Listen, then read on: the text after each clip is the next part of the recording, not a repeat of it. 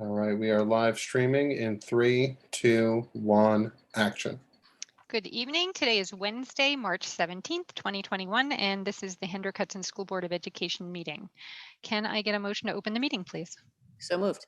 Can I Second. get a second? Great. All in favor? Aye. Aye.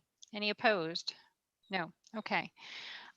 We will be moving into executive session for the purpose of collective negotiations under the Taylor Law, medical, financial, credit, or employment history of a particular person or corporation, or matters leading to the appointment or employment history of a particular person or corporation, or matters leading to the appointment or employment or promotion or demotion or discipline or suspension or removal of a particular person or corporation.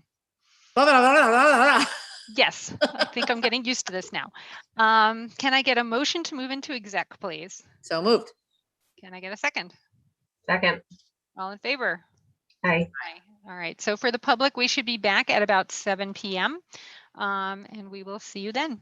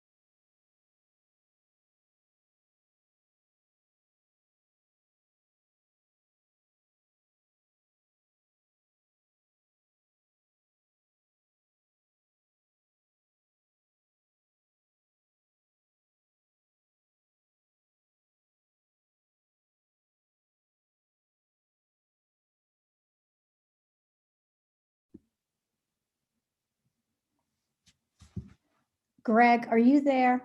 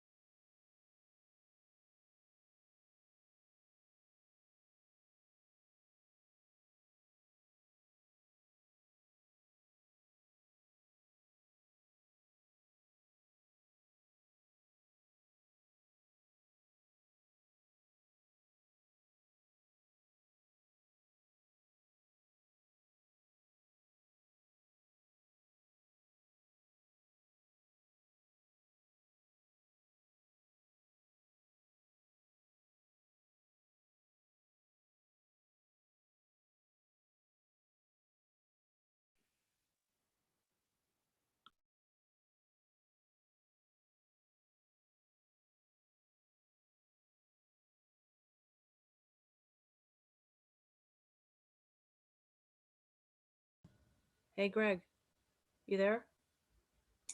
Yes. Where do I go to get a background? It was there, now it's gone.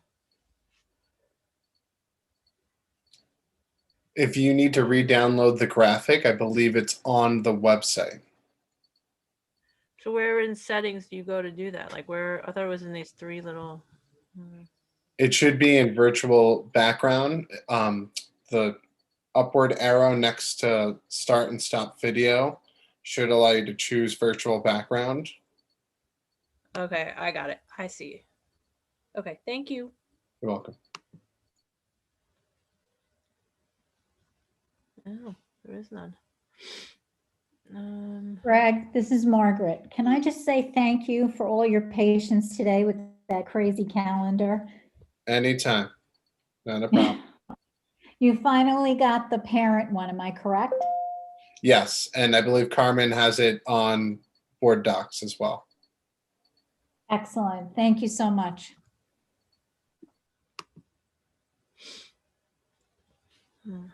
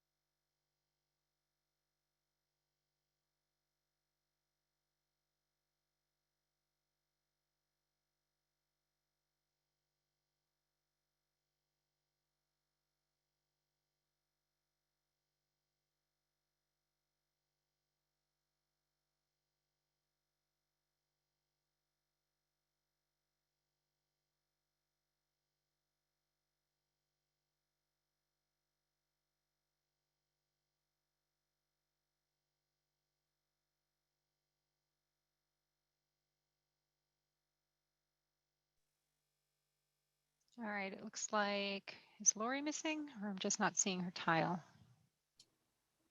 think Lori's still missing. Okay. I see our library people signing in. Hi, everybody. Here I am, broadcasting live from Mars. All right. Okay, so this is, I should ask, Greg, are we ready? We are live. Okay. So tonight is Wednesday, March 17th, 2021, and this is the Hendrick Hudson School Board of Education meeting. The board trustees have just come from their executive session and we're now back in public session. Can we start the meeting by having the Pledge of Allegiance, please? Yes, we can.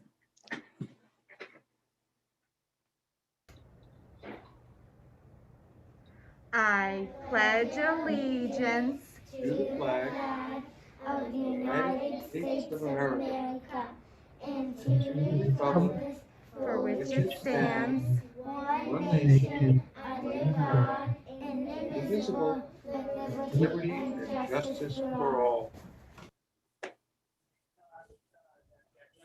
Thank you very much. Joe, which classroom was that? I knew you were going to ask. In fact, I'm not sure. Second Greg- grade Furnace Woods, Joe. There you go. I knew it was Furnace Wood. Second grade. Greg has a whole library of pledges now to choose from. So Thank you, Greg. All right, so can I get a motion to approve the meeting or the agenda as stated, please? So moved. Can I get a second? Second. Okay. Does anybody need to pull anything from the consent agenda tonight? All right, can I get a motion to approve the consent agenda as stated? So moved. Can I get a second? Second. All in favor? Aye. Aye. Okay, thank you very much. So there were no items removed tonight from the consent agenda, which brings us to our superintendent's report normally. But since we have the library folks here with us tonight, I would like to flip the schedule a little bit and start with that presentation so they do not have to sit with us here through the whole meeting. Unless they would like to, they're more than welcome to stay. So if the library people are ready to present their budget, why don't we start with that?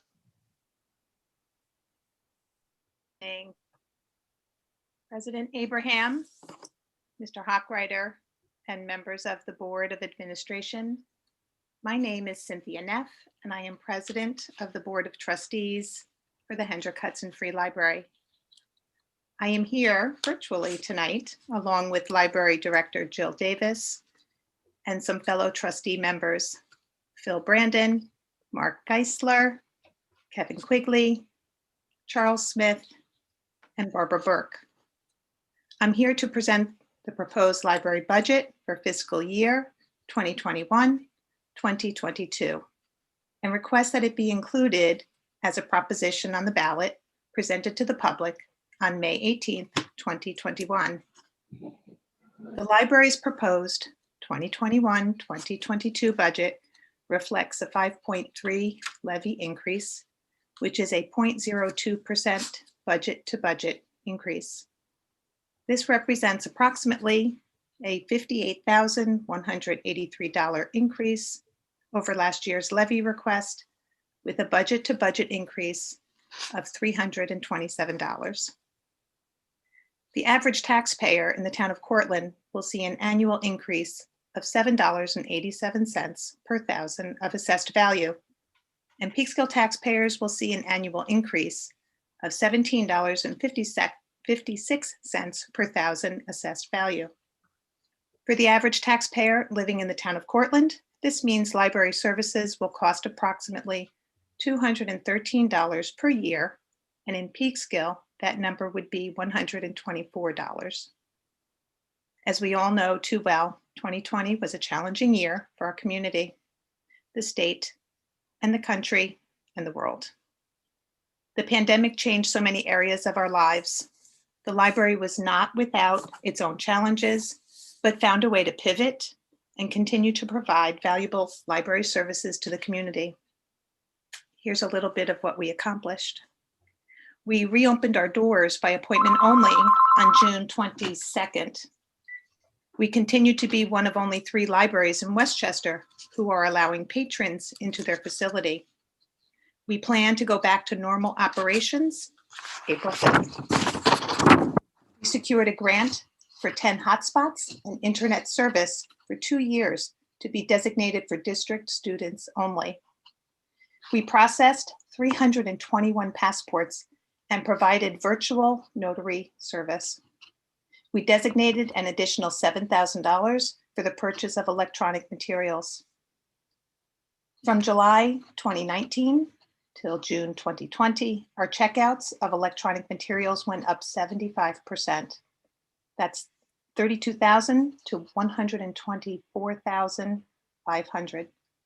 And our traffic to our website increased 37% in that same time period. We continue to be fine-free, and that means no fines on materials that were returned late.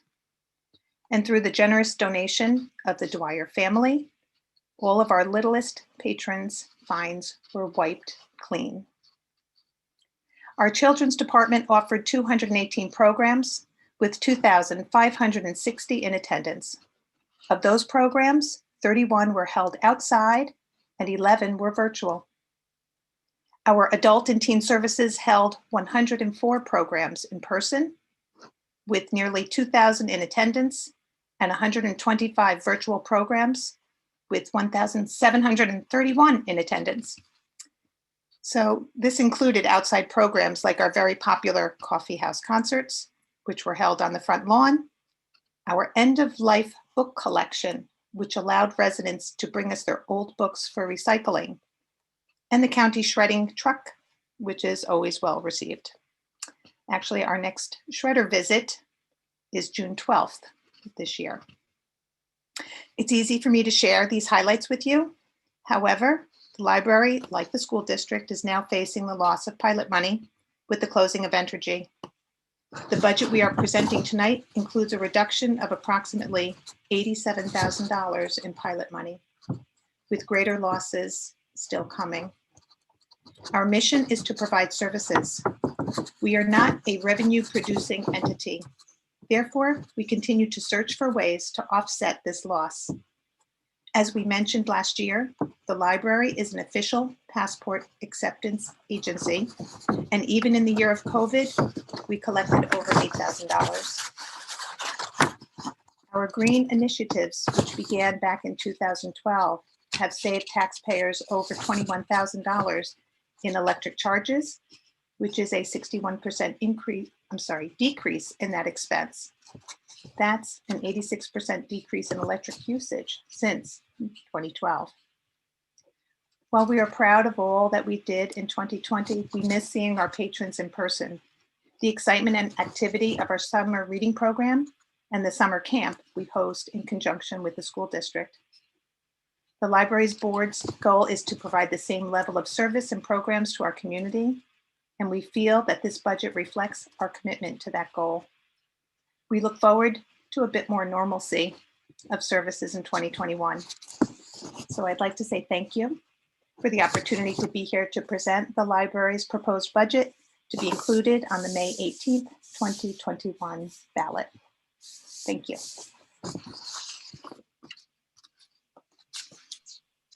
Thank you very much, Ms. Neff. Can I have a motion to approve the inclusion of the Hendrick Hudson Free Library budget on our ballot? So moved. Can I get a second? Second. All in favor? Aye. I'd like to thank you all from the library. Your services were invaluable, especially during this time when we were all stuck at home. I know I learned some new things, partially through digital media that I got from the library. Had some time to do that. And, you know, the increase is worth every single penny spent. So thank you very much for all that you do for the community. Thank you for having us this evening. My pleasure. Thank you. Have a good evening. Thank you. You too. Okay, so that brings us to our superintendent's report. We're going to jump back to that. And tonight we have a BOCES student of distinction, Michelle Pavlik. So BOCES has also gone virtual, like other school districts and boards of education. And as our Board of Education knows, typically the administration from BOCES comes and joins us. They come to a board meeting, and a series of staff come and talk about any number of our outstanding students that have been participating in their programs, maybe vocational programs, maybe special need programs. And Michelle is a very special student, one of our high school students who is in the vocational program. And I think, Greg, you have the video recognition.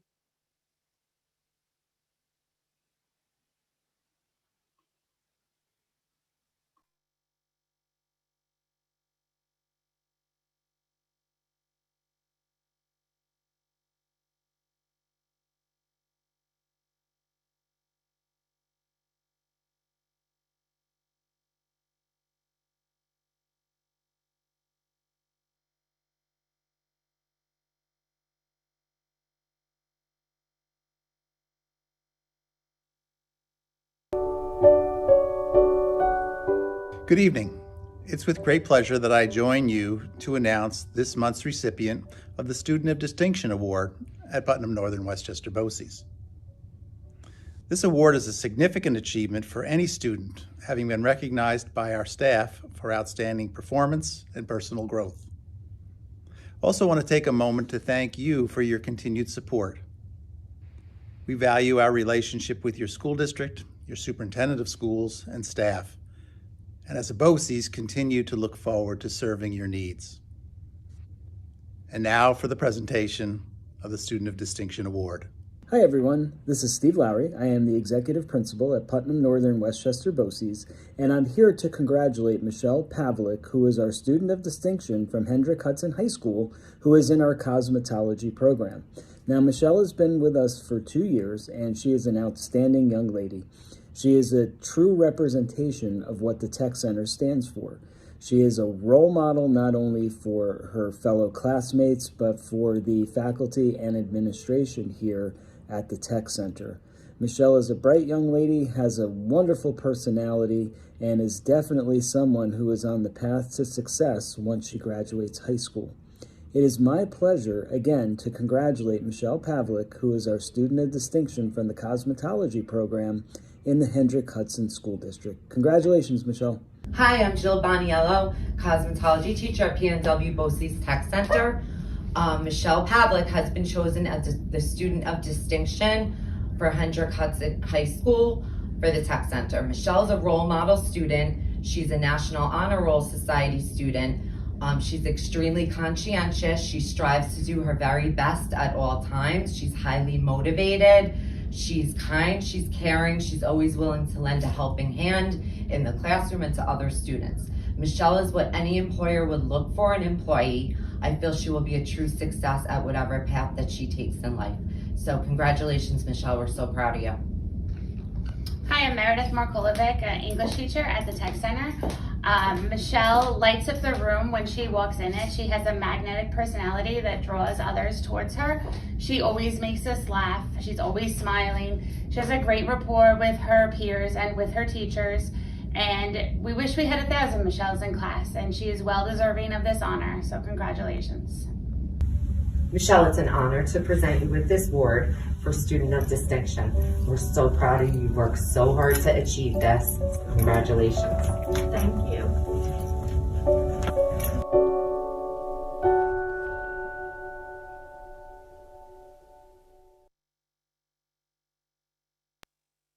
Congratulations to Michelle. That was really nice. It would have been even nicer if we could have been in person, but I thought it was really lovely to be able to see the BOCES classrooms. We don't often get to see that, you know, this BOCES student in her natural habitat, so to speak.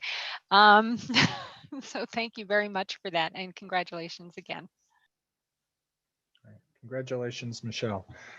Some other updates. I know we have a few presentations we want to get to, but I'll throw it over to Margaret Ruller, Dr. Ruller, who will talk to us a little bit about the proposed school calendar for next year. Like many years, this has been a challenge to make sure we fit in all of the holidays and all of the expected instructional days and so on and so forth. While this calendar can be revised, as we had to revise our school calendar a number of times based on situations out of our control, we did want to put this up for discussion tonight. Margaret can share some of the background in terms of the decisions that the committee made that brought us here. And then if the board is okay with it, we can go ahead and approve it tonight and let families know what to expect for next year. So Margaret, go ahead. Okay, so there it is. A little small, but nonetheless. So this year's calendar, as in every year, it's really driven by where the holidays fall. And in the coming school year, we have an additional holiday that we are celebrating in June. So Juneteenth will be an official New York State holiday going forward. In the 21-22 school year, it falls on Monday, June 20th. As a result of adding the additional holiday, we had to go back and retrofit our previous thinking around our Thanksgiving holiday. In the past few years, we've been very fortunate as a district to be able to take the Wednesday before Thanksgiving as a full day off and allow our families and staff to prepare for the Thanksgiving holiday, traveling, cooking, etc. This year, we will not be able to do that in order to get in our required instructional days. And so you'll note that there's an asterisk on the yellow day before Thanksgiving, that Wednesday. It indicates a half day of instruction for students. I know in years past when Matthew Swerdloff was here, we sometimes had a full day for faculty and a half day for students. It is a complete half day for this school year, and the calendar committee, who are delightful to work with, agreed that every year we have new situations we have to deal with. We will go back to our contemplation of the Wednesday before Thanksgiving in next year's deliberations, and fingers crossed, if everything matches up, we will be able to return to that full day off. It's very straightforward. Other than that, you'll notice that in September, the school opening is delayed because we begin with Rosh Hashanah, which happens to come directly after Labor Day. So the first full day for children is actually not until Thursday, September 9th. This is the parent calendar. So we see yellow days are vacation, green days are early release days. So parents know their students are coming home around a half day that day with lunch. The red days, first and last day of school, and the blue days indicate conference days. The third is November 3rd is usually our parent conference day. That's election day. And the only other one that's on the calendar is the last day of June for staff. That's a required rating day by NYSED. You can see in the insert box how many days of school we have, and also see the 3 days that we recall from spring break if we are unfortunately over in our snow days. So those are 3 days where we ask staff to be aware not to make travel plans in the event that we have to be in school those days. Other than that, it's pretty what it is, and we offer it to you for your approval tonight. Thank you, Margaret. Does anybody have any questions about the calendar? All right. Can I get a motion to approve the calendar as stated? So moved. Can I get a second? Alex seconded, and all in favor? Aye. Any opposed? Okay, all in favor. Thank you. Thank you.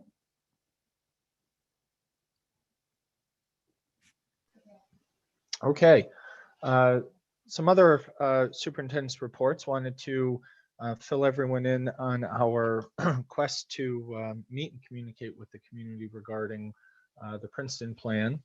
We have had a number of meetings over the last week, PTA meetings, as well as meetings with the community at large. We had 2 PTA meetings last night. We have more meetings scheduled for Thursday and Friday and next week.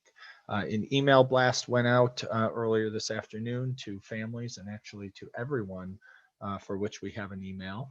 So we hope that folks can drop into any number of our meetings that we have left, including, I believe our last PTA meeting is Monday night. The BV PTA will meet, and can hear a little bit more about the Princeton plan, talk about some follow-up from last week's discussion in terms of the stakeholder committee, and share their experience and input and any questions or concerns that they have.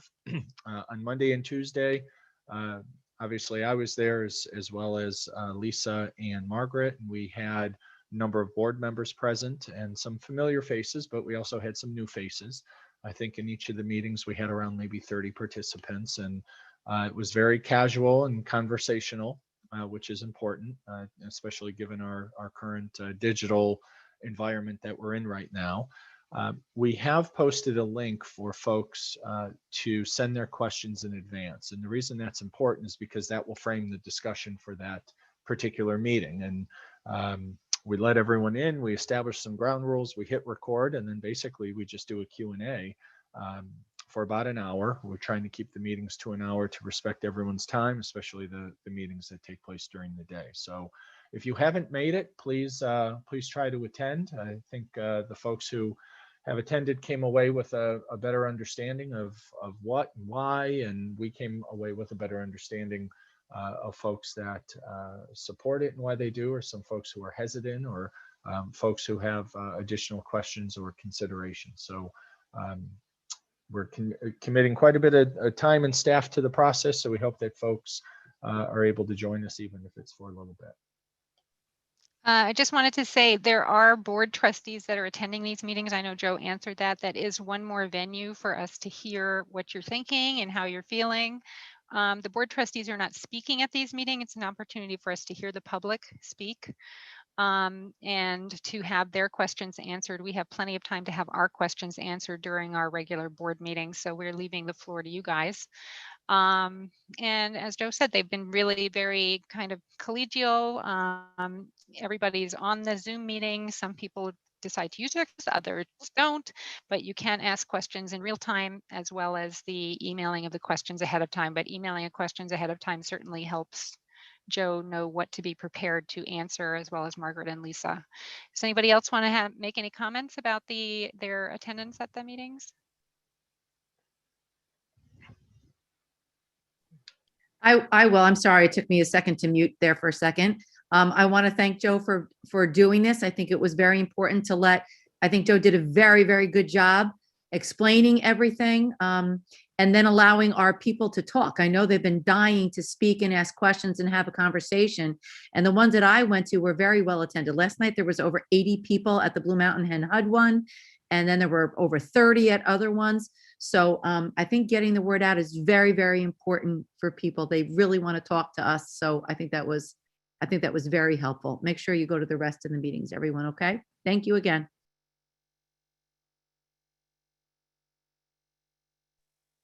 All right. Thank you, Joe.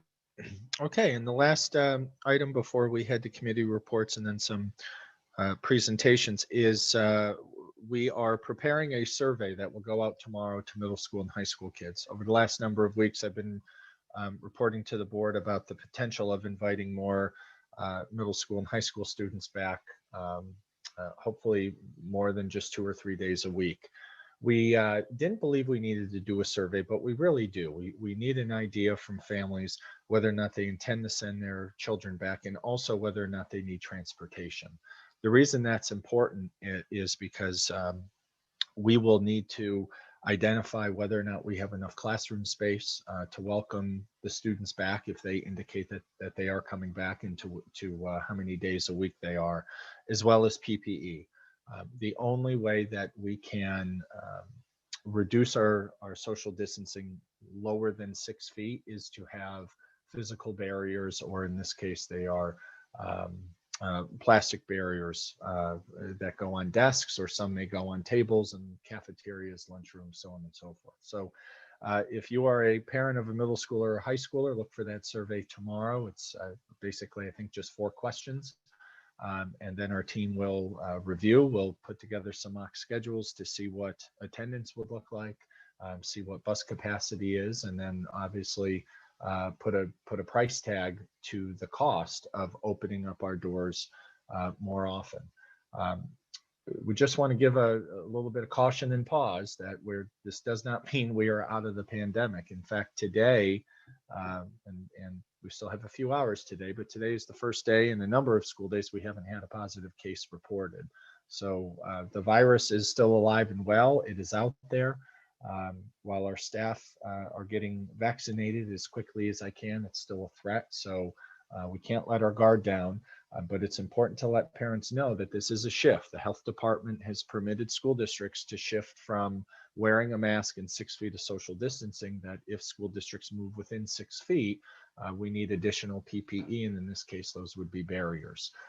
So Anthony is working with Enrique to identify the best way to secure those barriers, secure meaning to purchase them, and then what kind of barriers. So we are slowly progressing toward trying to invite more students in at the middle school and high school. Now, the reality is that we still have very high absenteeism.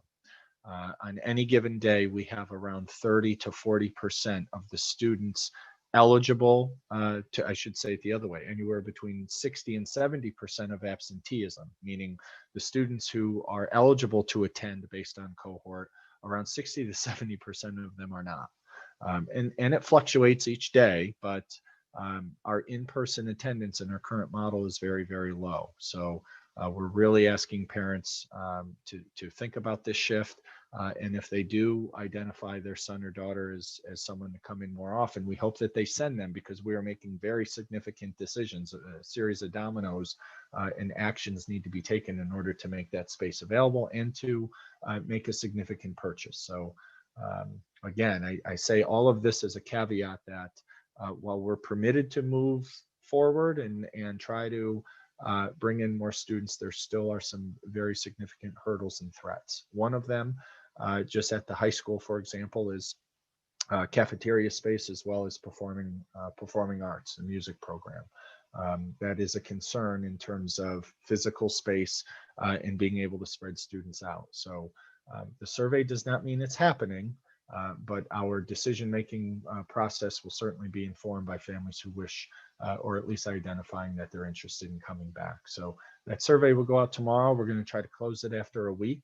And by the end of next week, before we head off for spring break, if you can believe it, we'll have an idea of how many students in all grades 6 through 12 are interested in coming back. So hopefully by this time next week, we'll be able to report some data back to you.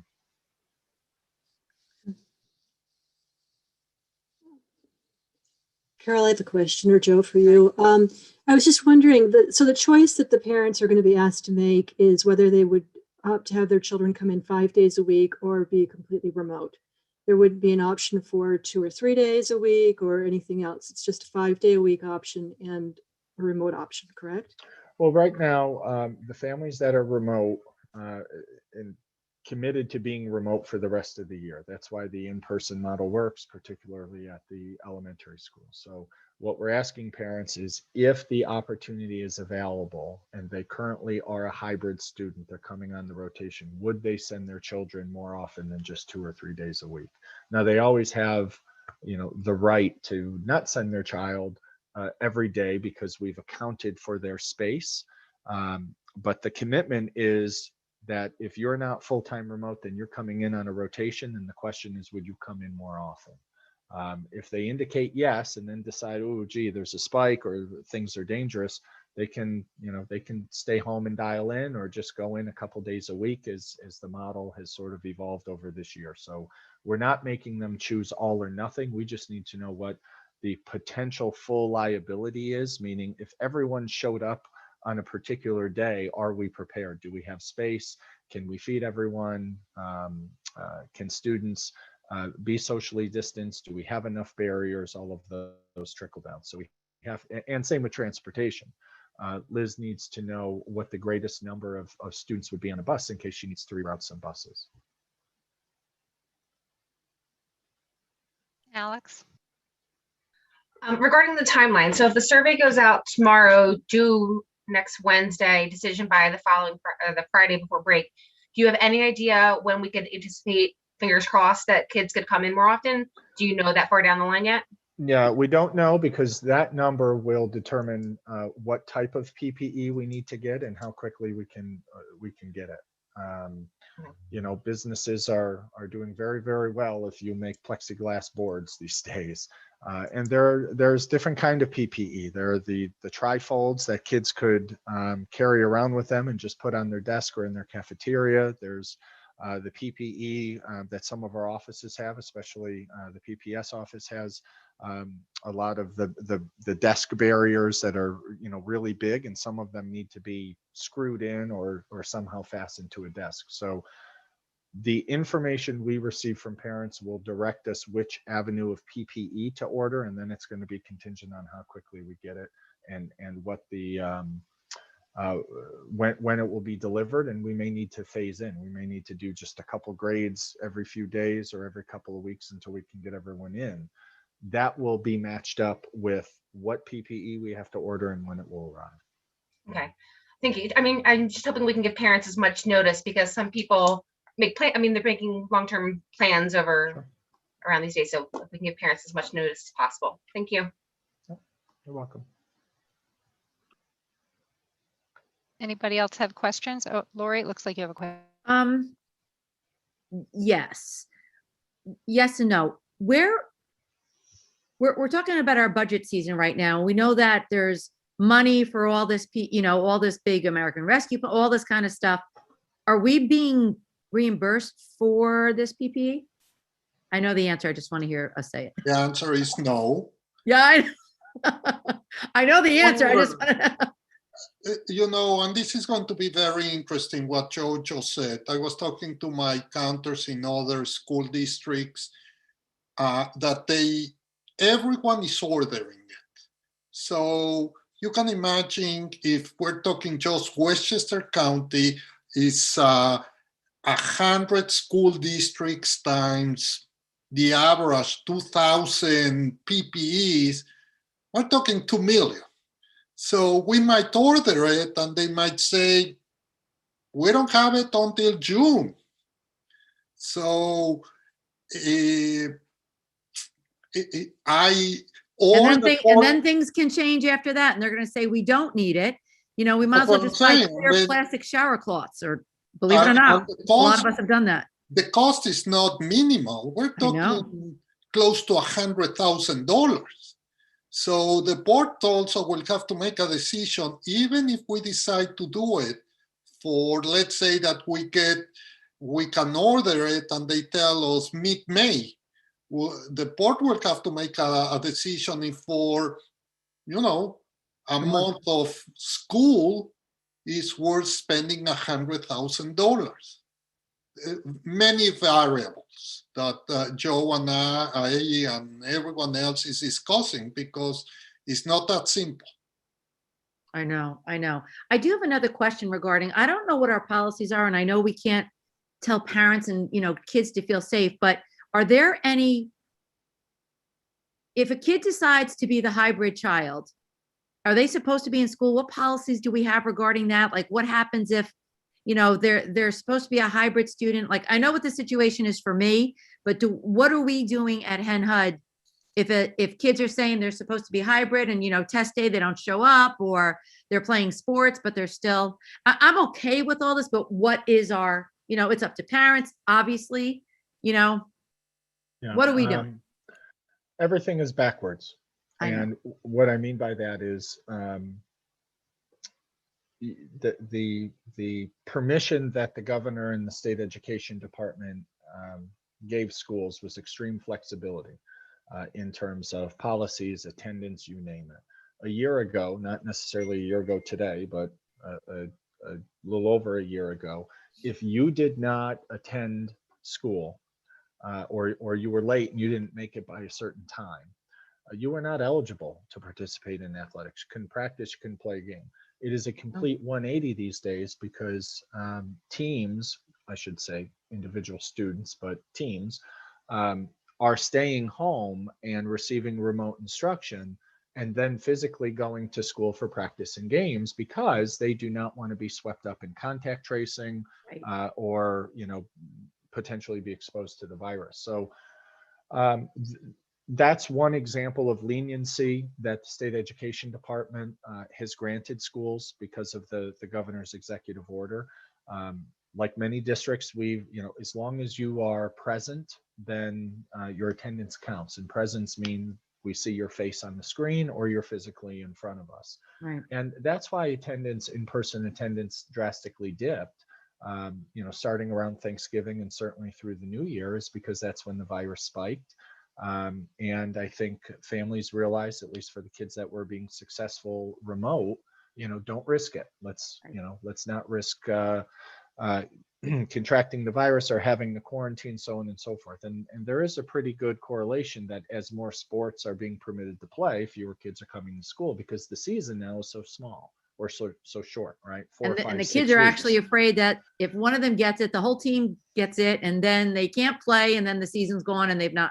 I know. They've waited Hard all year. decisions. Yeah, they waited all year for a 4-week season, and then it's gone because of 10 days in quarantine. So each of the schools, they're doing their level best to identify with their teachers and counselors who's successful, who's not, what support they need. We say that we have a hybrid model, but we have a number of students. We have dozens at each school that come in almost every day because we have room for kids that need additional support or AIS or, the remote plan, or even the 2 or 3 days remote isn't working and we can bring them in. So in terms of policy, there really isn't one because we're learning as we go. What we're trying to do is make sure kids have access and that they're staying connected with their work. And that's why if we can open up to in-person instruction more often, we may get the families or the students who are really struggling, and they can participate a little bit more and get more face time with the teacher. It will not, I want to be clear, it will not negate the hybrid piece, in that even if 15 students are in a class socially distanced, it does not negate that there still is instruction going out virtually because there will be students at home. So that is still the tension between whether you come in or whether you stay home and engage in the instruction. It's really, what exposure do you want to have, or what potential exposure? And that's why a lot of families aren't sending their children in as often. Right. Do we have do the kids have to be on camera? We need to see them.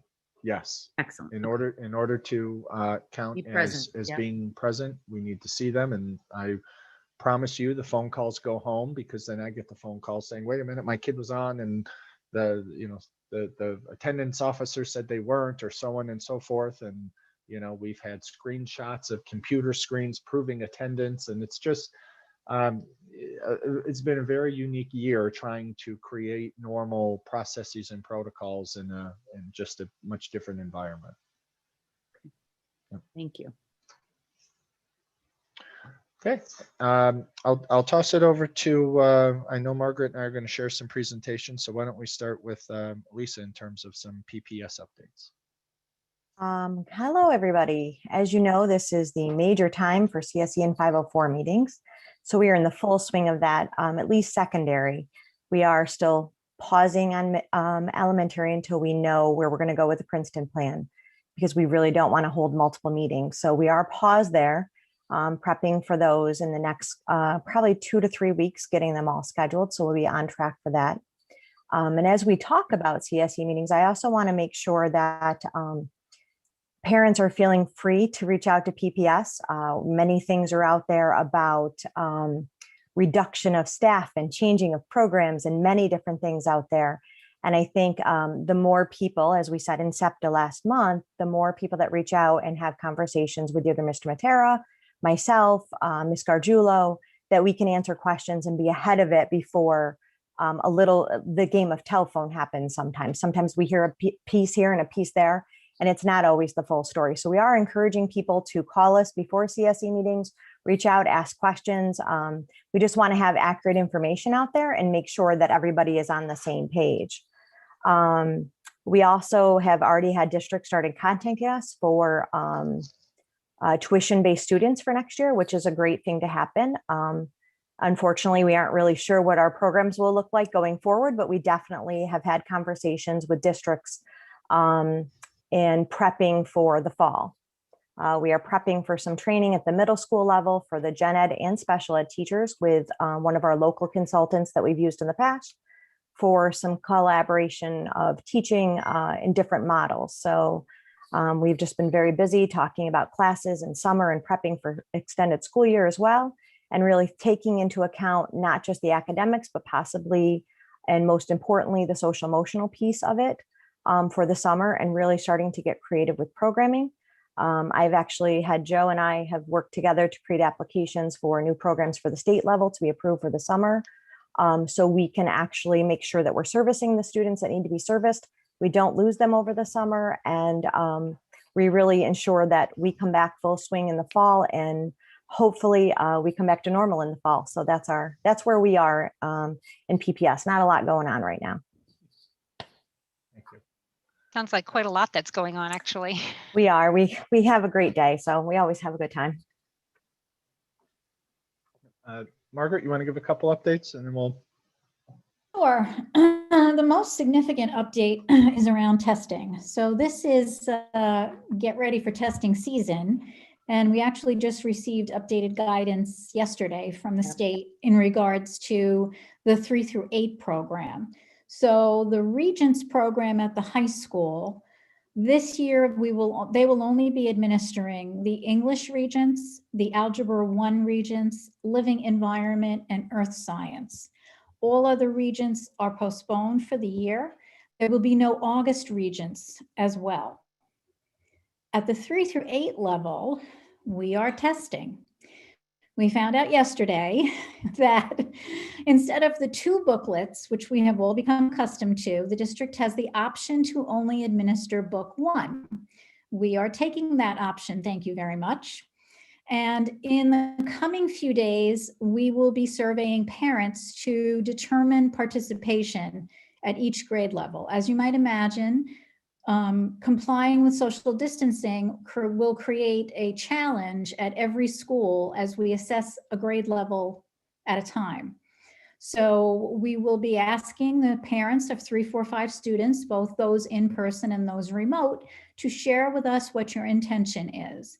This year, in response to the waiver request at the DOE in Washington, we have been advised that the tests will not count for accountability.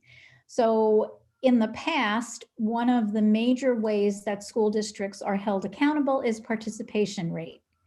If we have less than 95% of our students sit for an exam, we begin to be assessed penalties, so to speak. And, you know, there's been quite a movement, especially in this region over the years, about opt-outs. This year, if a student opts out, that is not held against the school or the district. In prior years, the student was given a 0 on the test, and that 0 was factored into the school's performance. This year, the student will not be counted against performance. The tests will not really count for anything except the simple measurement of student learning. So there you have it. So we will be polling to see which parents would like their children to sit for what will probably be about a 2.5 hour, 3 hour period. The tests have not been timed in at least 2 years. So technically a child could sit all day long and continue to work away at the questions. I don't know that that's the healthiest environment, but sometimes we do have kids who stick with it in the hopes that it will make sense.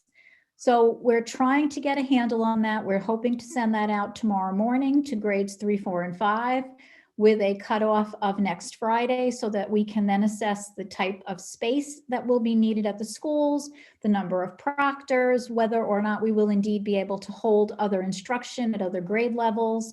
If we need more classrooms, we may not be able to do that. The middle school will be doing something similar. They're looking at potentially taking a Wednesday so that the hybrid models still have their 2 full days of instruction on either side, and then rotating the grades, make 2 hours for 6, 2 hours for 7, etc. So, you know, we will know. We also found out, no surprise here, that the science tests at grades 4 and 8 will not have a performance task. There's usually 2 parts, a written assessment and a performance assessment. The performance assessment is canceled this year. As you might imagine, students would have to share laboratory equipment without the opportunity to clean or change anything in between rotations. So that is off the board.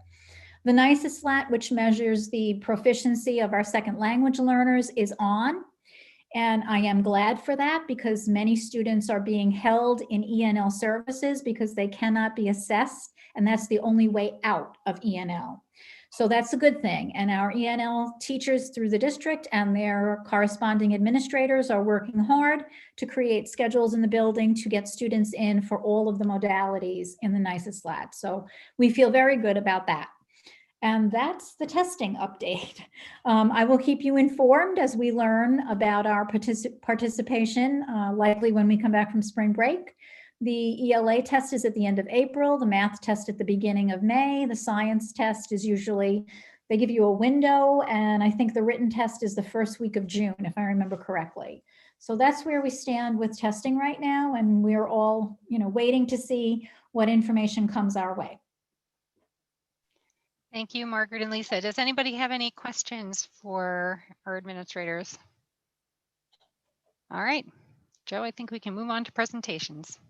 Okay, we have two presentations. The first one is a class size overview for the board and the community. Each year, we share with you our district enrollment. We show you the breakdown, all sorts of things. As we contemplate whether or not to move to the Princeton plan or not, and looking at different peaks and valleys in terms of class size across our 3 elementary schools, we wanted to share that with you in a little more specificity tonight than what we typically share when we have this presentation that in its entirety will be next week. So Margaret and I will just walk you through some the current reality with some caveats. We'll talk about those in a minute and what enrollment and staffing looks like next year. And then we'll also discuss the middle school staffing. So the first piece is we look at a trajectory of our student enrollment. And this is from October 1st of every year.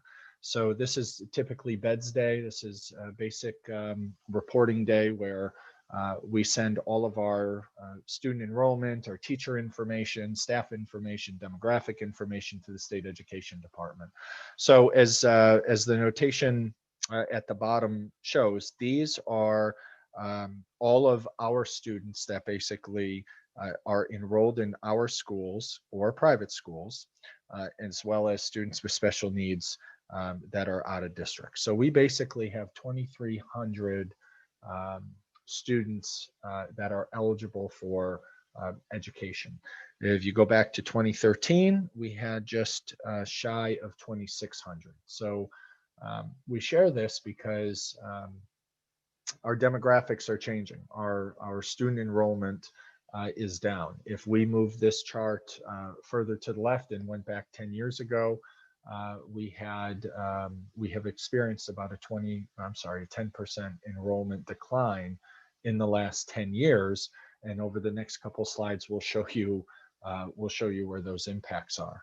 So I'll let Margaret take the next slides and I'll chime in. This is really our method of tracking student enrollment in all of the elementary schools, as well as the number of teachers that are assigned. And you'll see the formula in terms of average class size, so on and so forth. So the first one up is BV.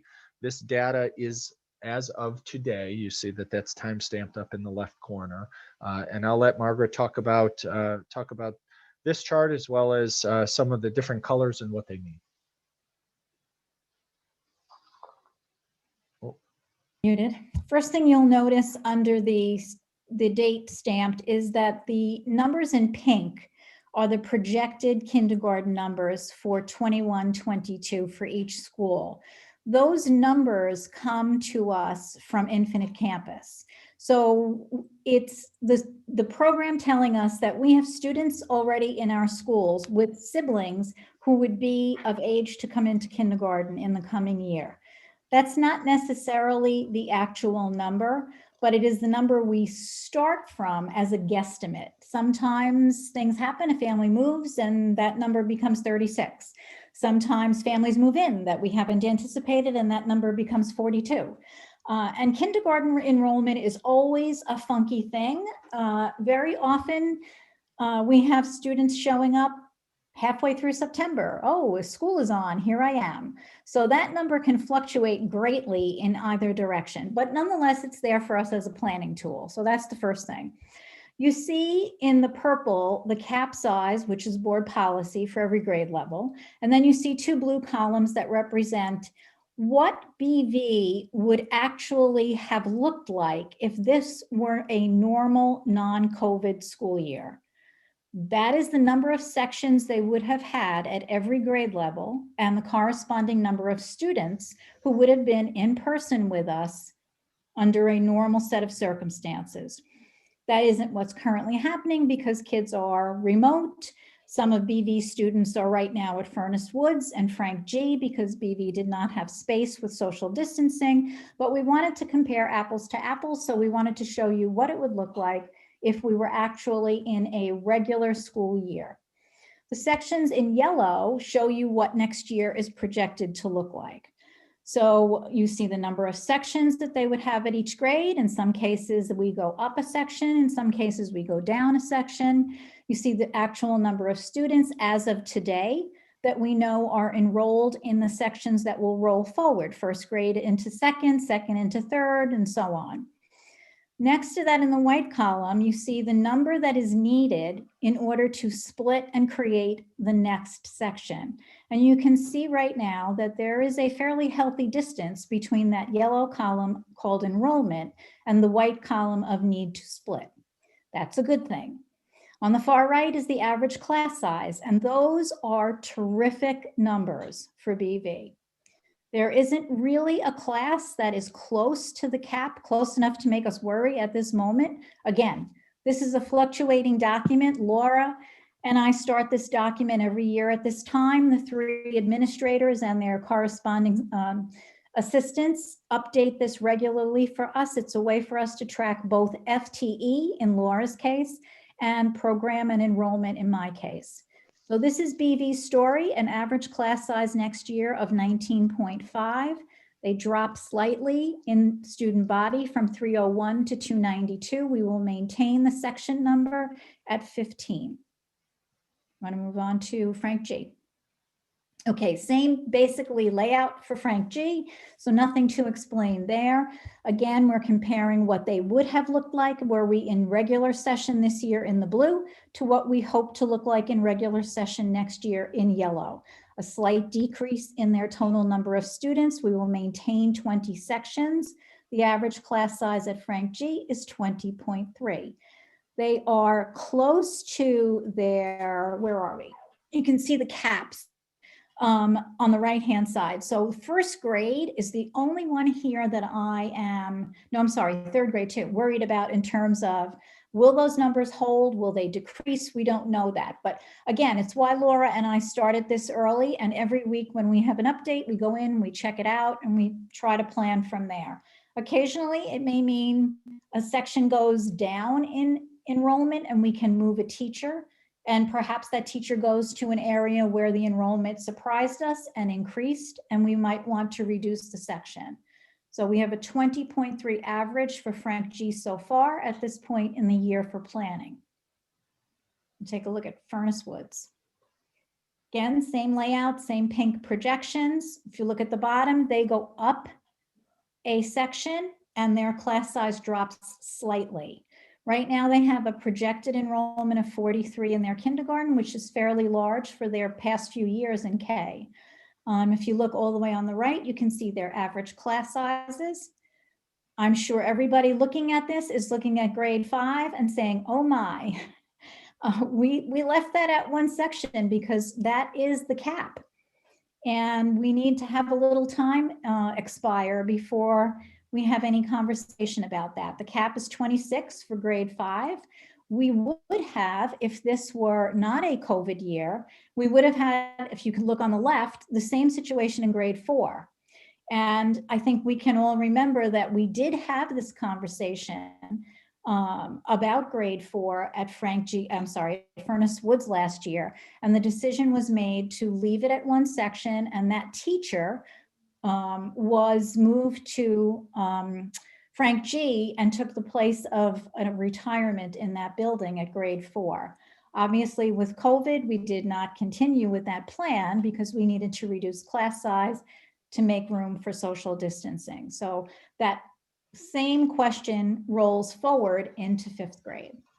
And you can see right there, their average class size, 17.3. They renamed the lowest class size in the district. So what's next? Let's stop here, right, and ask if there are any questions around elementary before we move on to middle school?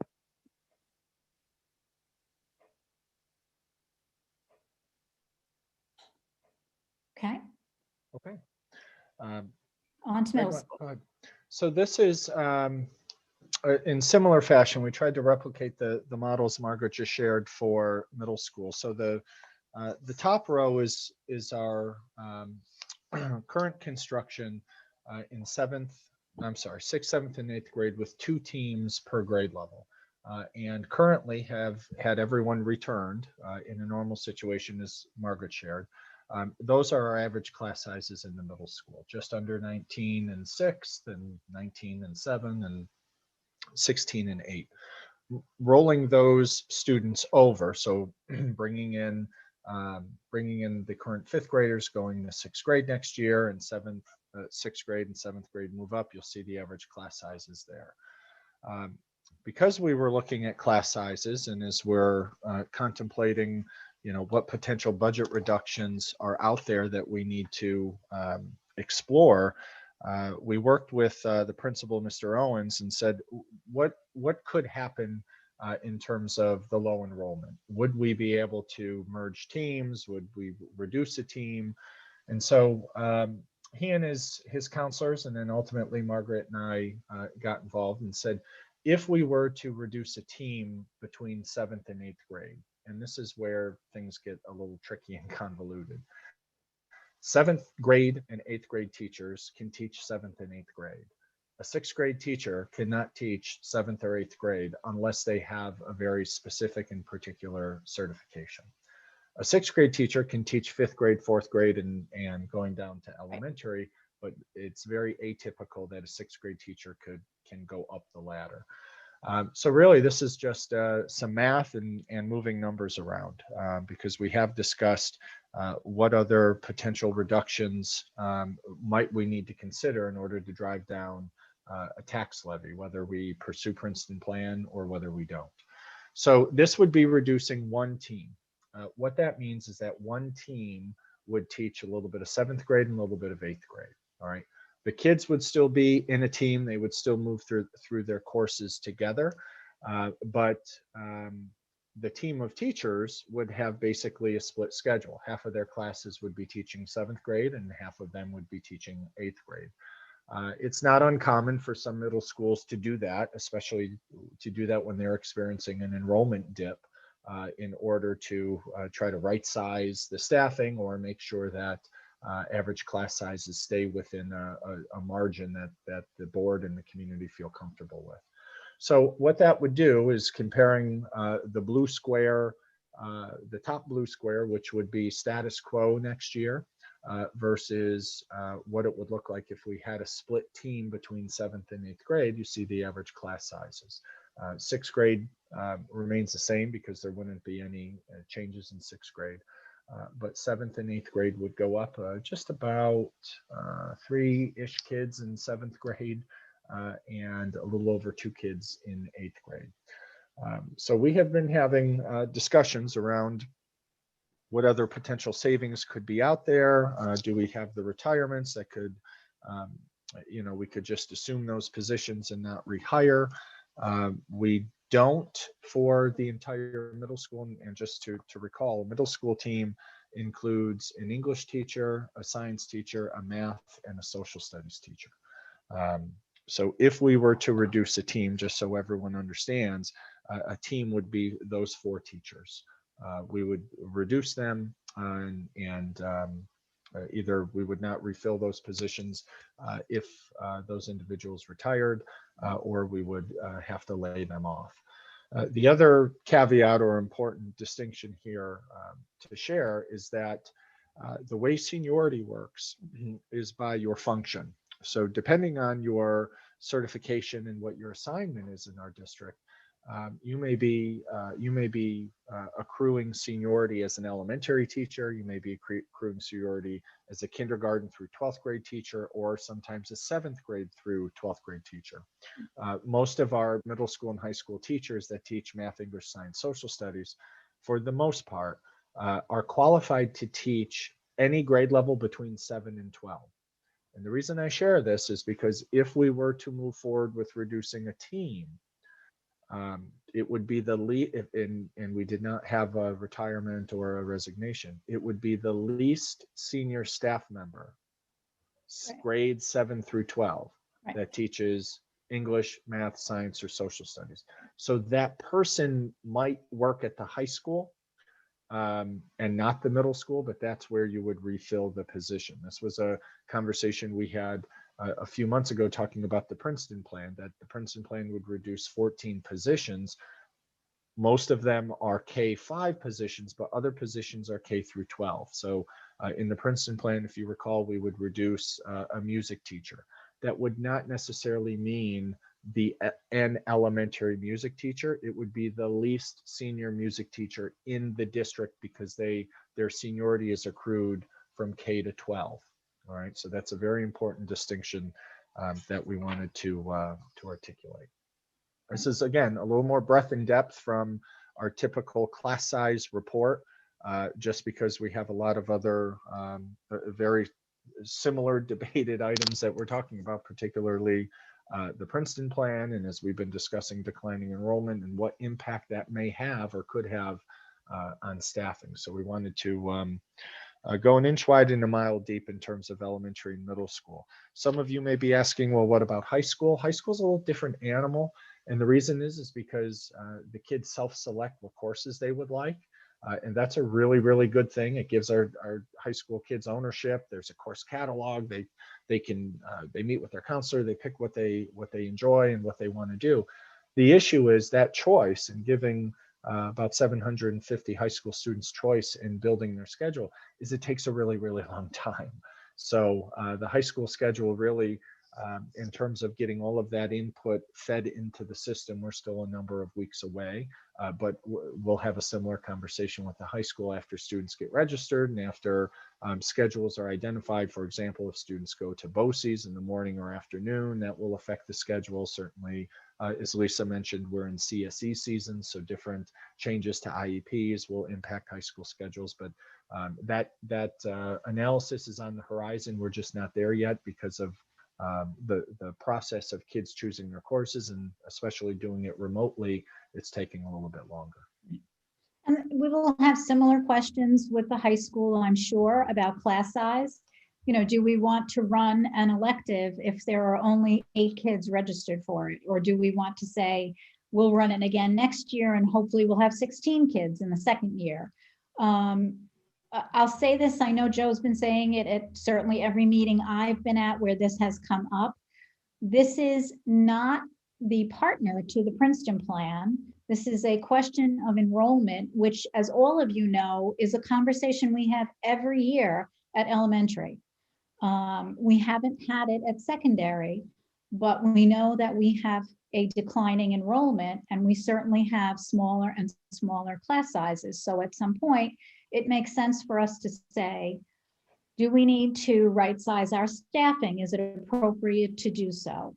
But it isn't tied to the Princeton plan. And, you know, regardless of what the board's decision is about the Princeton plan, this is still a conversation that we should be having around middle school and eventually at the high school whenever they're ready, as Joe said.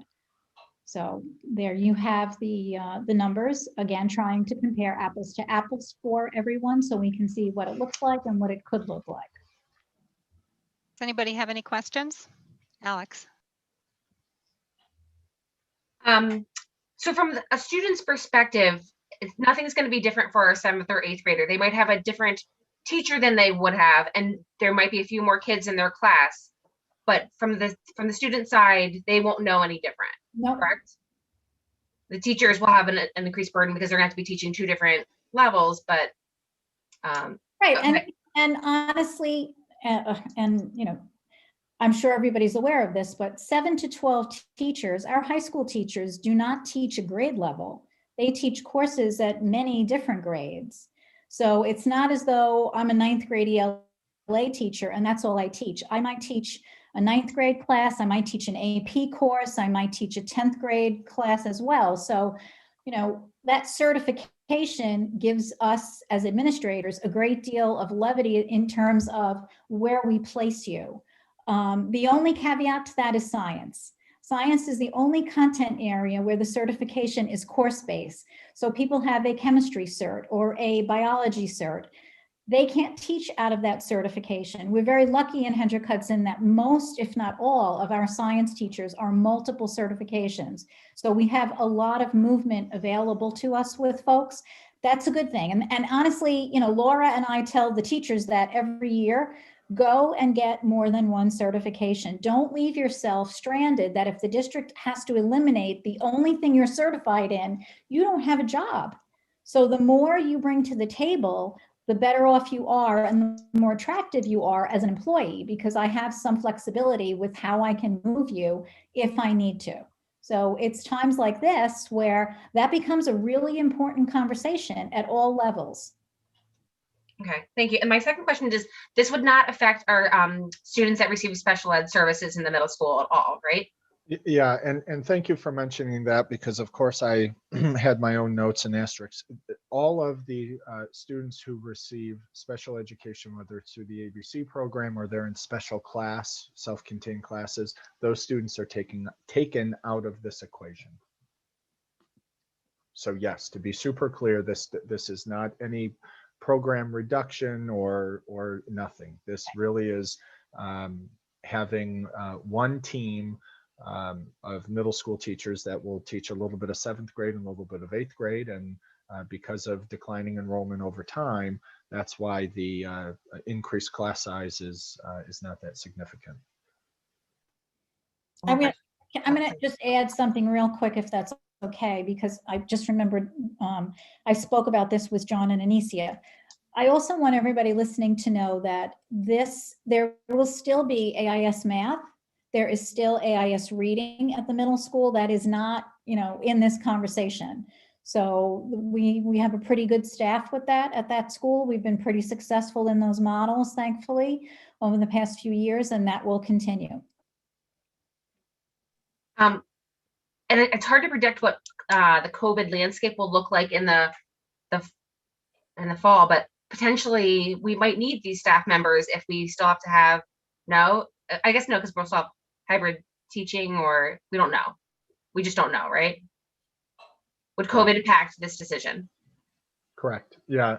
We have, you know, if we're reading the tea leaves, we're seeing a very, you know, slow crawl toward reopening or back to normal. But we do believe as districts are preparing for reducing 6 feet of social distancing and having a lot of barriers, that probably will be a method of how we'll open up next fall. Now that's just a probably statement. We meet every Monday. I know I've said it ad nauseum. We meet every Monday with the county executive and his team, and he reports what he's hearing from Albany that he can share. And sometimes he hears about things the same time we do. So we have no insider knowledge, but just as staff, especially education staff, have been a priority to be vaccinated, we sort of see this loosening of the 6 feet and trying to get more kids into the building. So that's what I would anticipate, but we have no knowledge. Lisa, did you have a question? I was just wondering if there was the potential with this plan with this idea of reducing a team for a student to have the same teacher in 7th grade and in 8th grade, like for their English class, if they were on that team that was split between the two, that could happen, right? It could. So what the model has right now are 2 teams in 7th and 2 teams in 8th. And what we wrote down is we'd have a team and a half in each. So yes, if I was a 7th grader right now, there is the potential that my teachers could teach me 8th grade next year, or there's a potential that the same group of teachers, you know, would teach 7th graders next year and then 8th graders the following year. Correct. So again, similar to the high school where kids, I know some kids probably look to have the same teacher again. So it wouldn't surprise me if they say, I'll take that class. And that's a great thing. So it likely could be. Lori, did you have a question? So it's up to us, because I know a lot of people are worried right this second. They just heard this for the first time and everybody's very worried. And some teachers, I would imagine, are extremely worried about what's going to happen, right? So if we go through with this, there's going to be teachers who are no longer employed, correct? Right? In So- the absence of retirements or resignations, correct. So it is our job to actually look at stuff like this. So I'm sure the community is grateful that we're looking at stuff like this because we're in a little bit of a, with everything going on.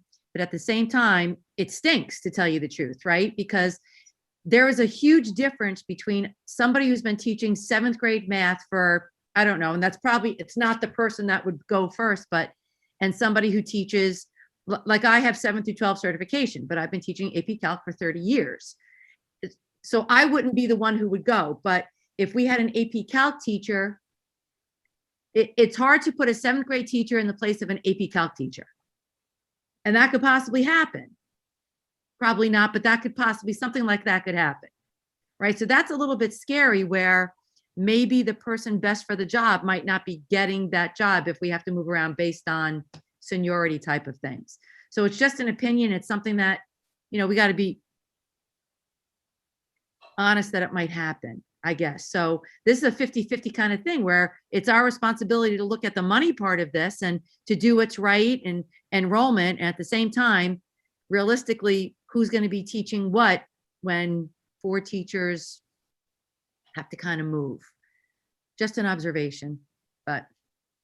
Yeah, we've said in all of our our Princeton plan meetings over the last couple of weeks, people have said, well, what else? Princeton plan should be the last resort. What else can we cut? What else can we reduce? And I tell a little story. The story is, look on our roofs. We have solar panels, right? We put solar panels on our roofs to lower our cost to pay for power, and we've saved millions over years.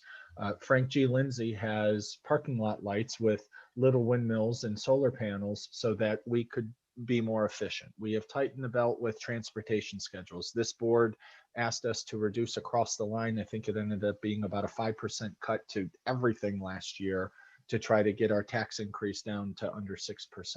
For 7 years in a row, and I have to say this, for 7 years in a row, our average tax increase in our district was 1.04%. Meanwhile, our expenses are going up at least 2%, at least cost of living. The revenue we brought in from taxes did not match our expenses. Why? Because of the strength of the Indian Point pilot and because we have been tightening the belt for years. And we're getting to a point, which is why, the Princeton plan has surprised some people, but has really gotten the attention of many, is when you eat up all the crumbs, you're out of crumbs. You have to look at systems and structures and things that typically we would not normally talk about. Someone asked me yesterday if why didn't we consider the Princeton plan 5 years ago? And I said, because 5 years ago, we didn't have 2 really big things happen. We didn't have significant decline in enrollment, and we did not have 30% of our budget going out the door with Indian Point. And that the sands have shifted under our feet, which means we have to look at things and programs or services or you name it that we typically haven't had to look at. And class size is one of them. And how we deliver instruction at the middle school will not be impacted. There will just be a few more kids in each class. And Lori's right. This is a year where as of today, we have the fewest number of staff, teachers, I'll say, committed to retirement than in the last 7 years. Now that could change. That could change with what the rest of the year looks like or next fall, because that certainly happened last year. A lot of staff who they could say, okay, I was going to retire later, but I'm going to retire now because this is madness. That may happen again, but we shouldn't count on it, which means Staff reductions would be, as Lori mentioned, it's the least veteran, the least senior people, because those are the laws and regulations, not my rule, not your rule, not the school district's rule. That's a state rule. And that's when the decisions become more difficult. It's a difficult decision, period, but they become more difficult and a little more emotional to make, because these are they're teachers and we care deeply for them, and we've welcomed them to our community, and asking people to leave is never a fun task. But the financial situation is what it is, and the community is asking us, what else is there, and we've been saying pretty consistently we're running out of some options until we talk about big structural changes, and this could be one of them. Right. I was going to say, we're talking about staff reductions and savings. I'm assuming we're going to be putting numbers on this at some point next week. Dollars, yes, dollars. I'm sorry, not teacher numbers, dollars. We can put dollars on it. I'll let Enrique chime in on the math he uses, because there are a couple different calculations in terms of a teacher who typically retires. We have an average calculation versus what a teacher would be who would be reduced in force or laid off. But yeah, we can have that number for next week. Alex? One more question. Have we forecasted out our current, I guess, K-4 students so that we know what our middle school students are going to be like in the future, so we're not looking to hire back in 2 years after we just laid staff off now? Yeah, and in fact, if you look at the data we provided, we could forecast that out. I could do some quick math, but we'll add it up and we'll show you what the trajectory will look like when we come back next week. Thank you.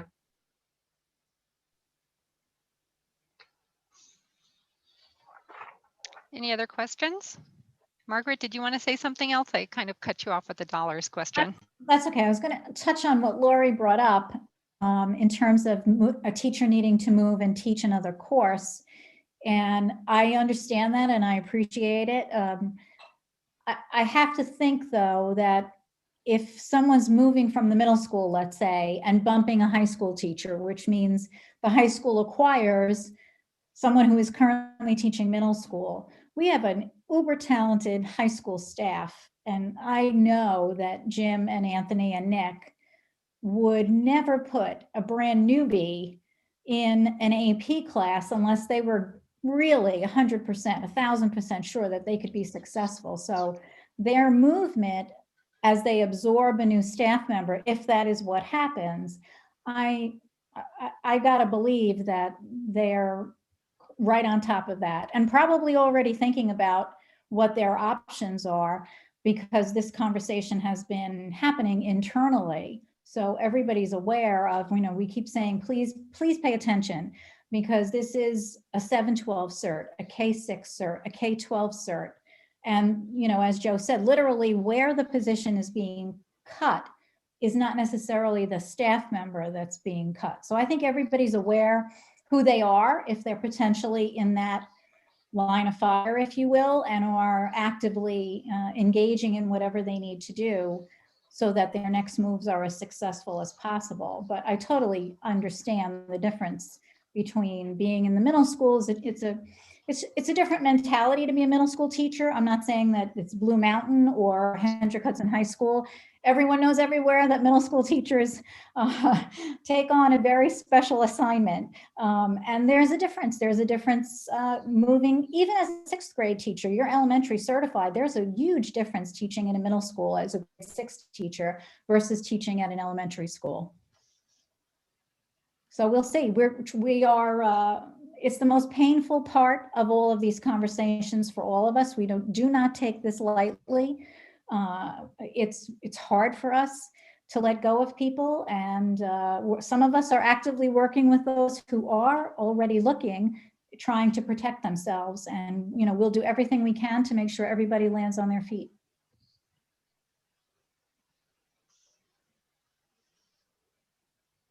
Lori, do you have something else? I know what people are thinking and saying, because I'm getting some texts. They're saying, I hate to ask this, is there anywhere else? Like they're going to say, are there any administrative positions that can be cut? I personally don't think so, to tell you the truth. But are there anything else like that? That's what I'm getting asked right now, just to let you know. Yeah, before I answer that, let me go back to a question Alex asked, because I was able to do some quick math.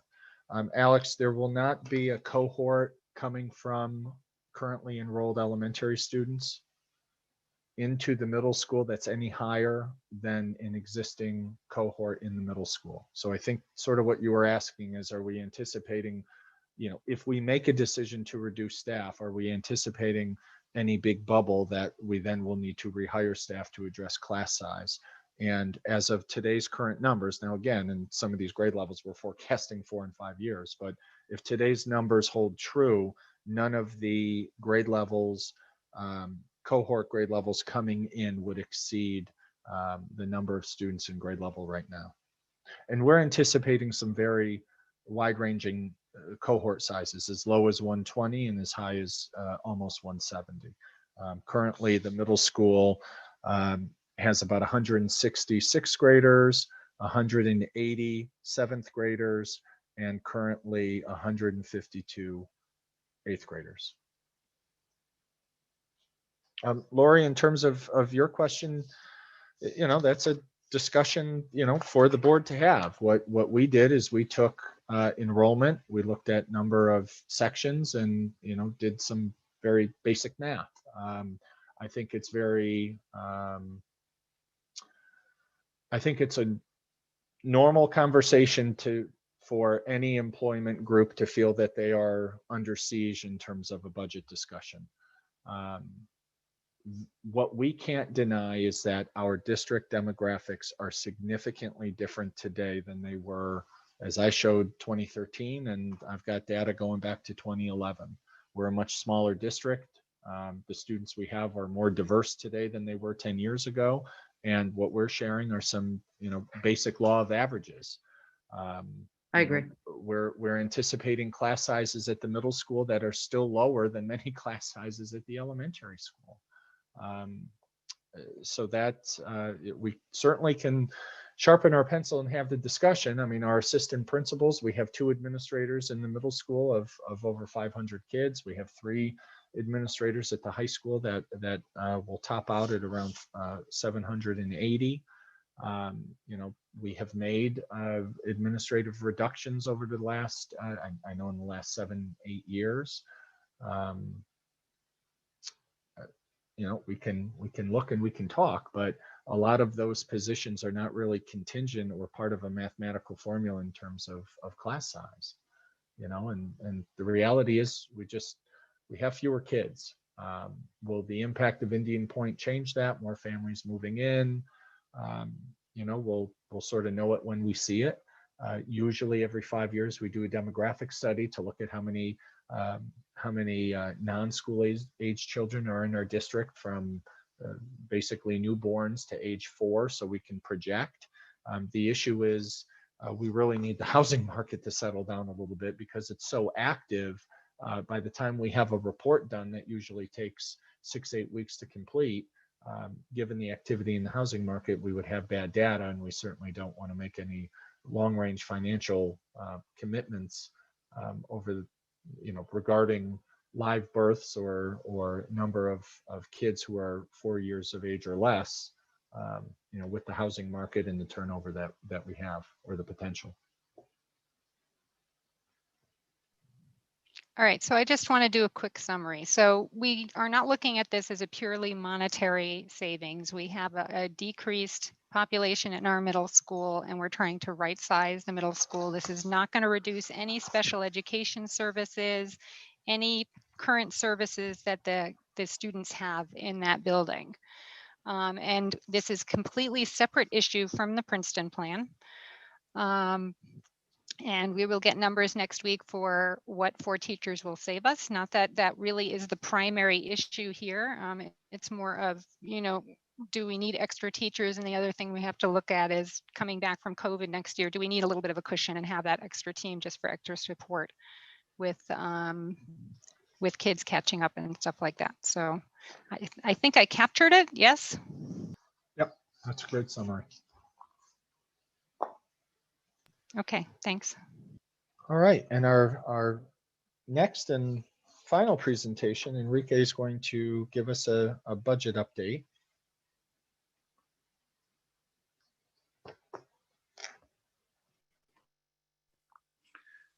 Good evening, everyone. It's a very small budget update because actually we have very little news since last week when we had a budget update.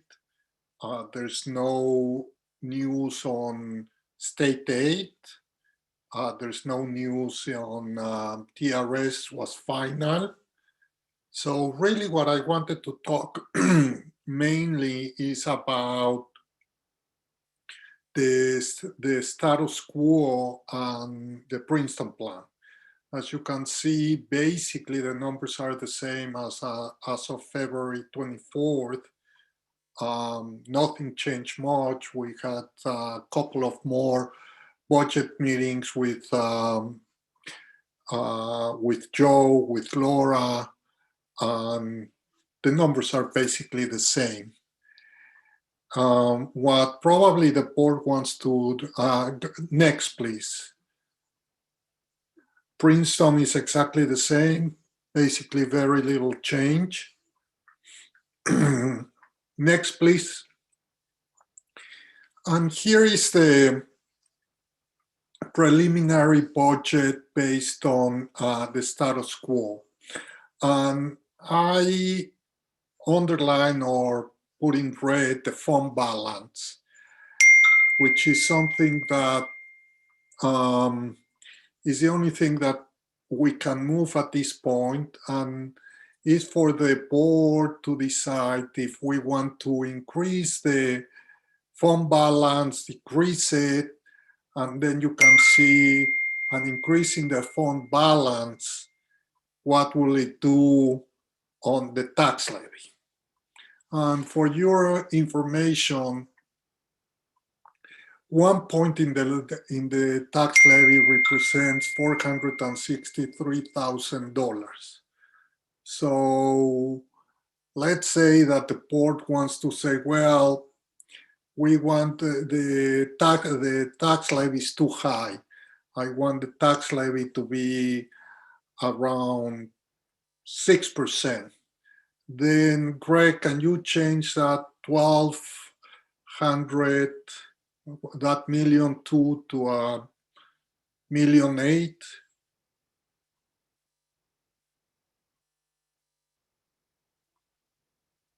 Greg? I'm just switching to the edit mode right now, Enrique. One moment.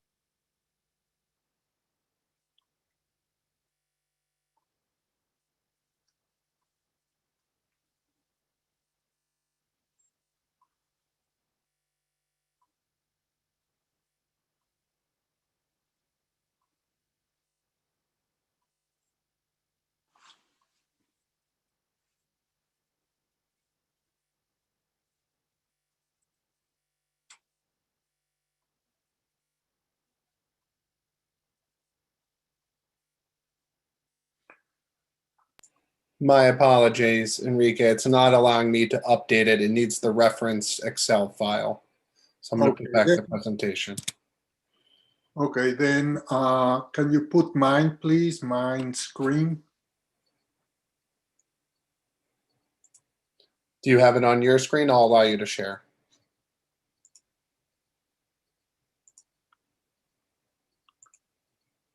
Okay, you should be able to share now, Enrique. Well, this is a different one. Move the cursor to the bottom of your screen and there should be a share screen green thing there.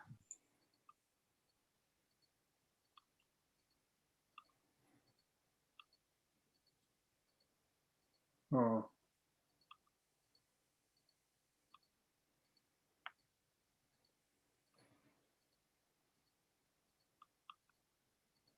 I cannot do it. Greg is not giving me the. You should be able to, on the bottom middle of your screen, Enrique, should have a green share screen arrow. Oh no, I don't even have the.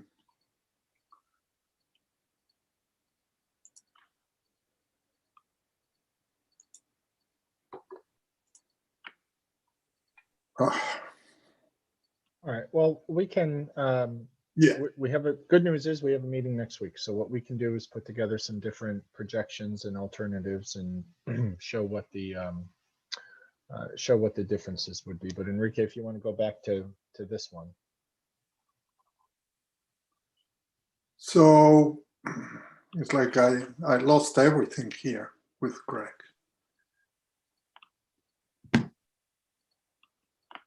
Enrique, do you have it on your computer? Like you have what you want on your computer? Yes. So at the bottom of your screen, do you see where it says share screen in green?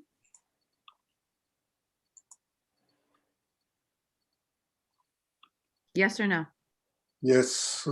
Okay, so if you hit share, It's not allowing me. I don't know why it's what does it say? Host is disabled? Is that what it says? no, it says this basic advanced open Zoom is not allowing to share your screen.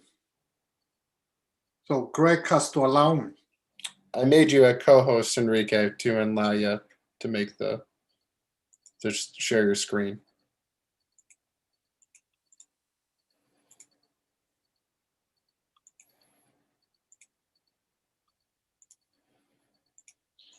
No, it says host disabled participant screen sharing. I just restarted it. Can you try now? No, I can't. Let's leave it for next week, Greg. That's okay. My apologies.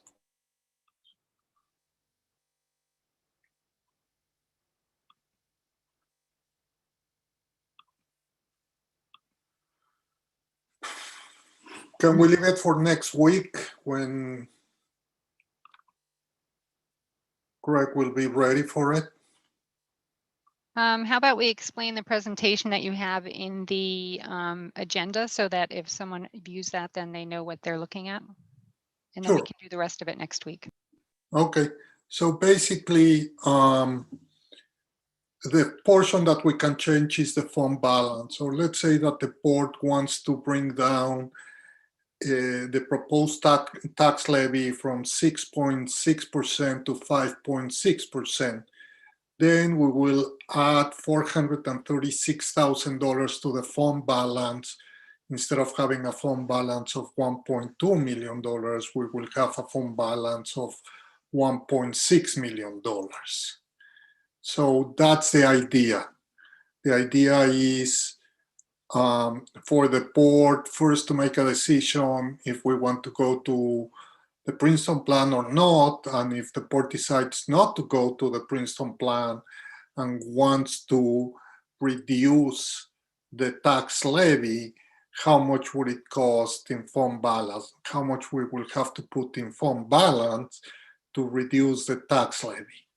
So, but this is not for free. Any fund balance that we put this year, it's fund balance that we are not going to be able to put in the next following years. The good news, So it'll have impact down the line if we use that fund balance now, right? it's not like the money will get back that money. That money is gone. The good news is that this year we're doing well, and I'm hoping to have a fund balance of about $2.5 million. So we actually have some wiggle room to increase the fund balance if the board wants to do it. What's our average fund balance in an average year when we go forward? What do we usually expect to have as a fund balance? As fund balance moving forward is $1.2 million. No, you just said that this year we have a fund balance of 2.5 that we can apply to next year. What's our regular fund balance at the end of a year? You know, there's always a little bit of wiggle room in our budget so that if there are unexpected expenses, and some years we have more Yes. left over than others. Usually, it really depends on the year. For example, obviously last year it was $4.5 million because we were closed 5 months. So that was the exception. But usually we're talking also between $2 and $3 million. So we are in target. Some years is very, very little, either because there's lawsuits or unforeseen expenses. But I will say in an average year, it's about $2 million. And I will say this has been an average year because we have spent a lot of money in teachers, in PP&E, but on the other hand, we have underspent in oil, gas, coaches, etc., etc. So again, not a normal year, but we can expect that for the end of the year. As of today, we have $10.6 million in our fund balance. So if we decide not to do anything about increasing the fund balance for next year, I'll say we'll have about $12 to $13 million by the end of this school year. And potentially if we reduce, you know, if we're still in sort of COVID time, but we're reducing distance and we need extra equipment, which are not being reimbursed for, we may need some of our extra fund balance for that as you know, we might whittle away our fund balance. Is that correct? Yes. Okay. Any other questions about this preliminary budget under the status quo? Anybody have questions? I think that it is important also to look at the required reduction to meet contingent budget, because that's a very important issue that I want to discuss with the board. If the community decides that the proposed budget is too much and we go into contingent budget, the maximum that we can increase our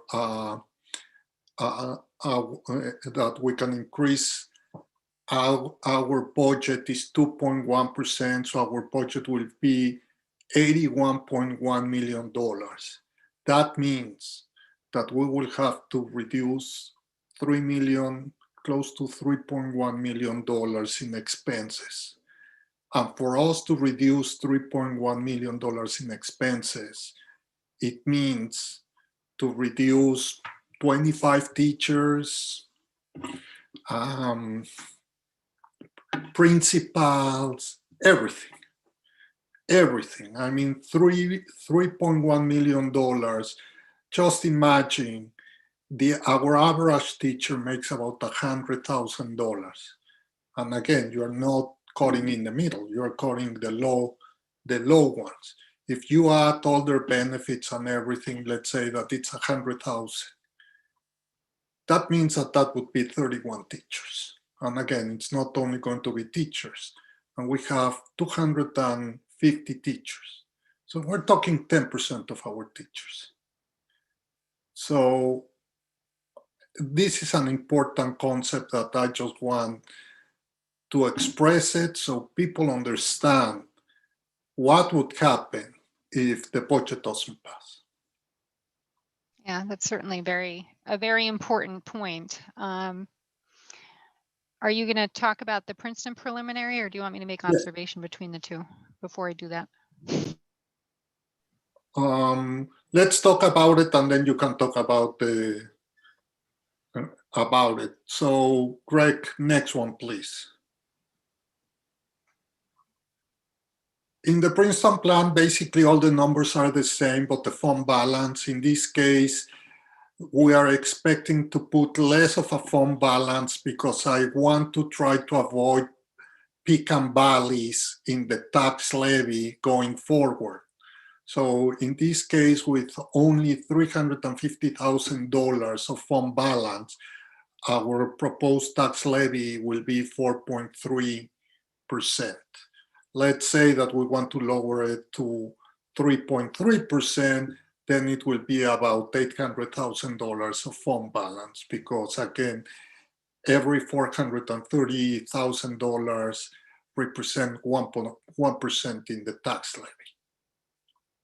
And in both of these charts, you haven't taken into consideration any reductions at the middle school, correct? Correct. Here, the only difference are the, I think, and I don't remember, but the 7 to 8 teachers that we will have to reduce in the Princeton plan. We've heard numbers as high as 14 teachers. Are you only calculating in 7 to 8 teachers in this number? Let me jump in. Those are classroom teachers, because those are directly affected with the K-12, I'm sorry, the K-5 shift in class sizes. The others are art, music, so on and so forth from the what was shared before, and we can share that again next week as well. And if I could, I just want to weigh in on something. It was a topic that came up at yesterday's discussion about why it's important to pass a budget. And it's important to pass a budget for many, many reasons. One is to have more revenue in order to support existing programs. And about 10 years ago-ish, Lori and Mary Pat will have the specific year, I'm sure, one of our budgets failed. And we had, I don't know what year, 2007, I thought, 2006 or 7. I may have it wrong, but a budget failed and we had to reduce our staff by about 30 people. And it took a really long time for the district to have the revenue back again in order to bring those positions back into the budget. And I shared some information with our community yesterday, and I want to give updated information. We have just shy of 14,000 registered voters in our school district.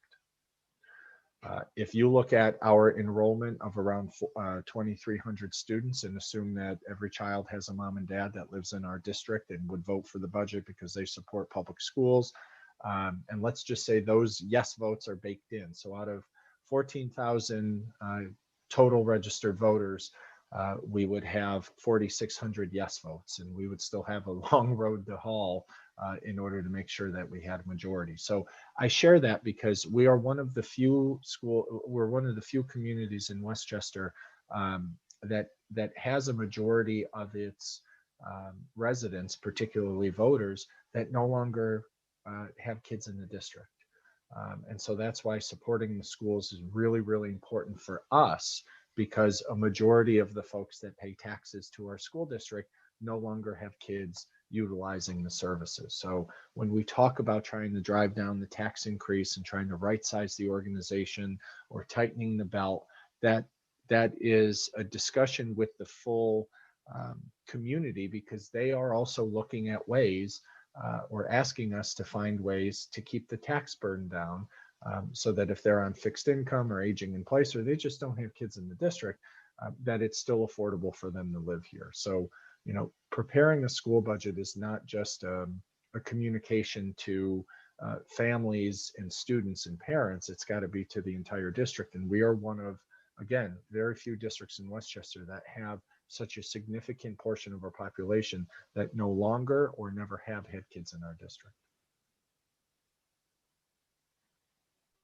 Thank you. Does anybody have questions for Enrique on either the Princeton plan projections or the other projection or comparisons there too?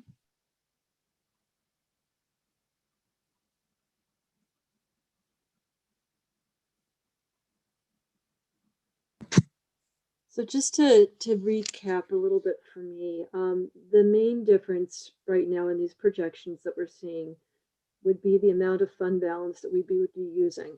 I mean, in addition, I mean, that would be one of the main things that we would be looking at, is how much fund balance to use. And so like with the status quo, we would be using 1.2 million of our fund balance, but with this one, with the Princeton plan, it'd be 350,000. That's quite a significant difference. Yes, I agree. But going forward, in some years, the fund balance from the Princeton plan will be a lot bigger than the fund balance from the comparable status quo.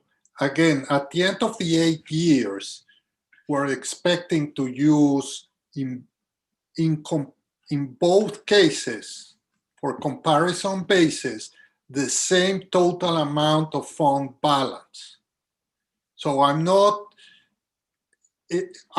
saying, well, you know, I'm going to have more fund balance in Princeton plan than in this one. So I need to compare apples with apples. So at the end of the 10 years, I have used the exact amount of fund balance in each of the two.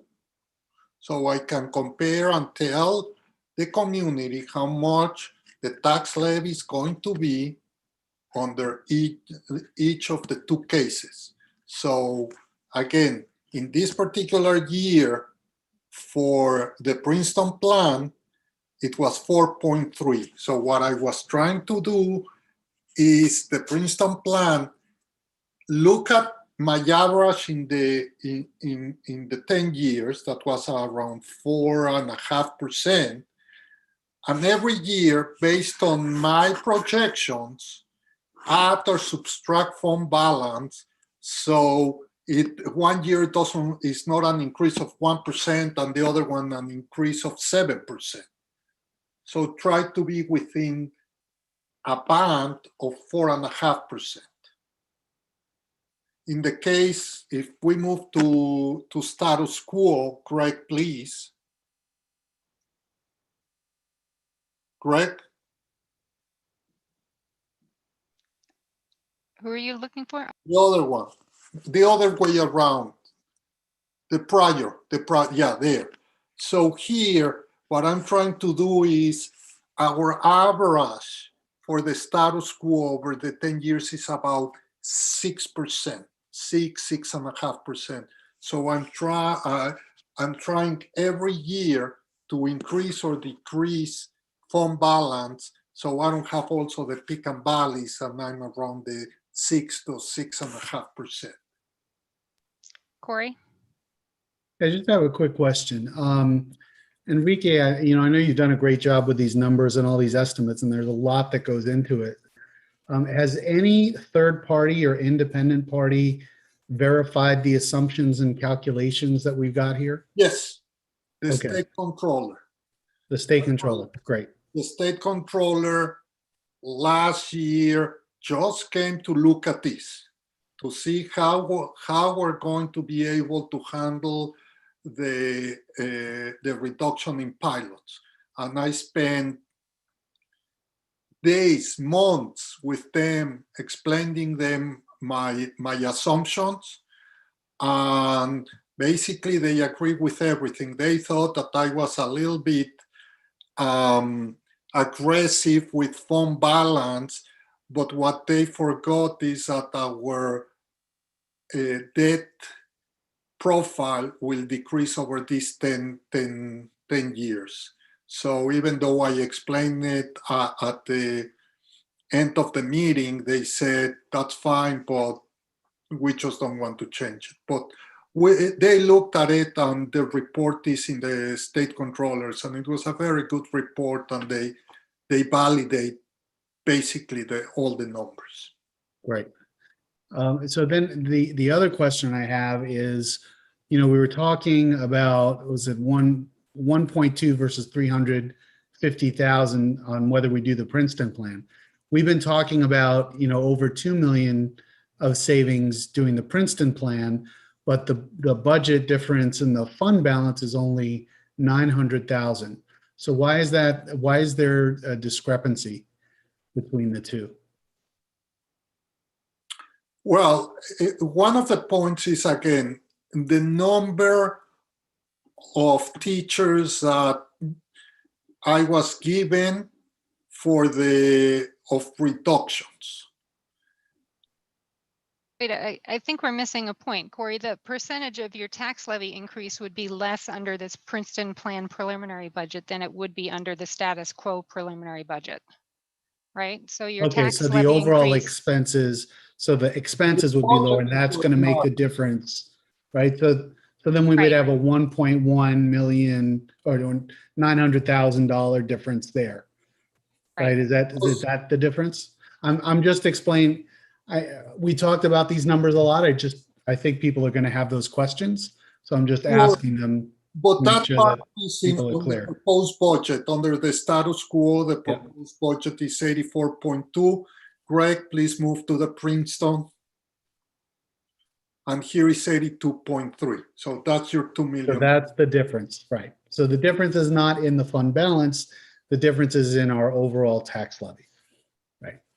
Yeah, so that's what I'm saying. If I put the same amount, then the difference is going to be that in Princeton, instead of being 4.3%, it's going to be about 2% compared to 6.6 for the status quo.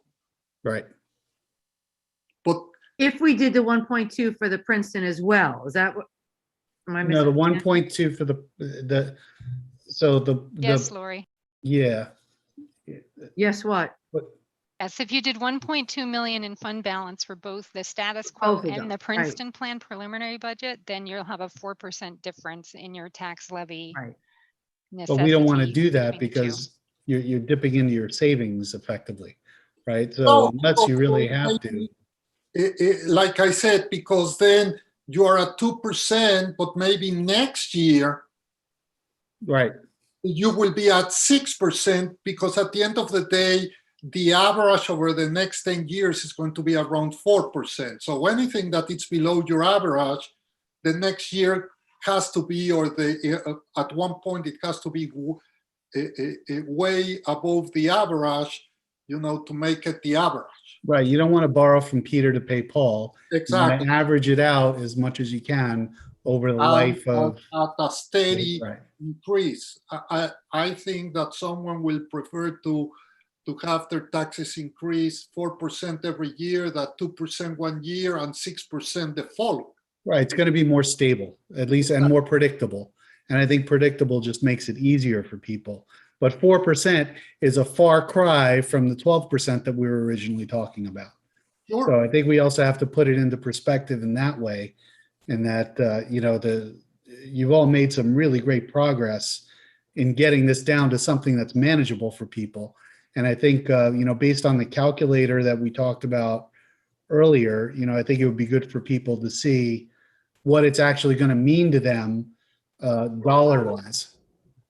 Yes. Right, and for the public, Enrique was hoping to have a 10-year projection calculator for the presentation tonight, but I think it's not coming out.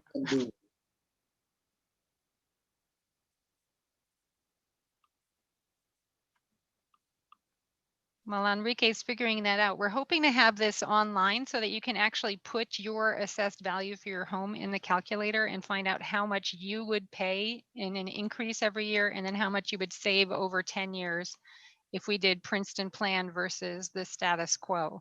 So that would give you a better idea of where the savings are. And this, of course, is just an estimate. We're using what assumptions from today, and that could change over time, but I think that would be a useful figure. I think we all thought that would be a useful figure for the public to have.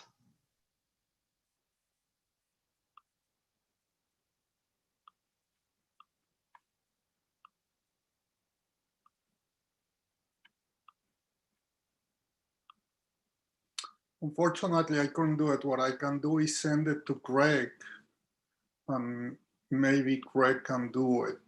Give me a second. Why don't you guys talk about something else while I send it to Greg? I think we kind of have to finish up with this before we go on to the next part of the agenda.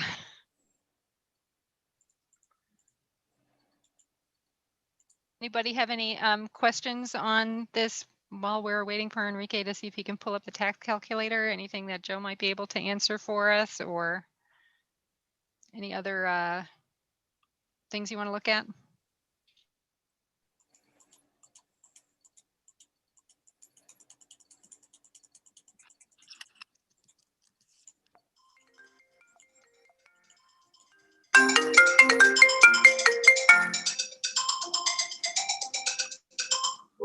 Mute your screen. Let me see if I can help you. I just sent it to Greg. Okay, I'm checking my email. Oh, hold on.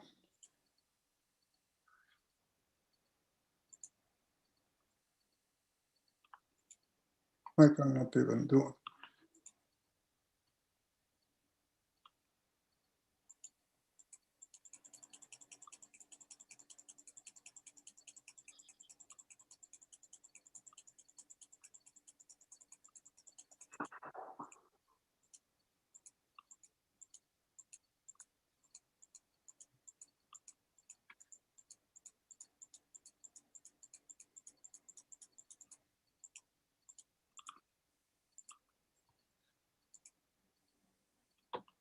Did you get it, Greg?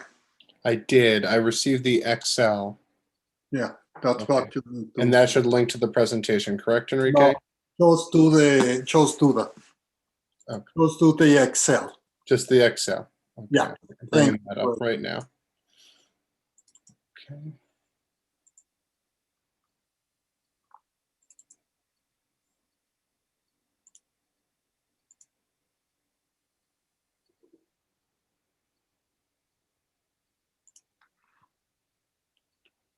Okay.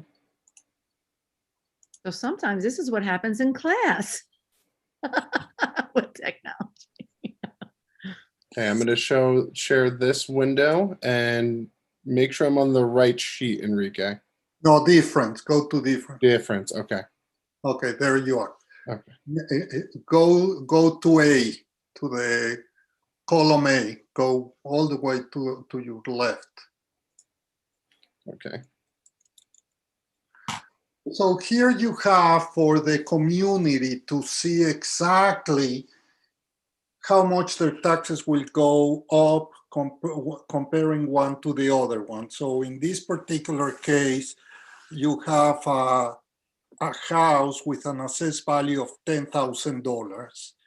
Wait, Enrique, can you explain what assessed value of your house is versus the actual taxes you're paying so that if people want to use the calculator, they know what they're doing? Sure. The assessed value is based on what Town of Cortland tells your house is worth as a percentage of the total market value of the house. So it's not the market value, not even close, but it's a percentage of the market value. So when they decide how much to tax a house, they will compare a house that has five rooms with another house that has 5 rooms, and that's the assessed value. If you look at your tax bill, at the very left, you are going to see how they call it assessed value. And Town of Cortland, the assessor, taxes you based on that assessed value. What that assessed value is trying to do in our community, that we have 2 different jurisdictions, the city of Peekskill and the town of Cortland, is they try to say, okay, if this house in Peekskill is worth X and this house in Cortland is worth W, I'm going to look at the assessed value and to be sure that they are comparable so I can tax them relatively the same. So it's important for you to look at your tax bill or to call Town of Cortland to see what's your assessed value. For references for everyone, the average assessed value in the Hendrick Hudson community is 7,700. So that's your average in both City of Peekskill and Town of Cortland. So Greg, in the first 10,000, if you change it to 7,700,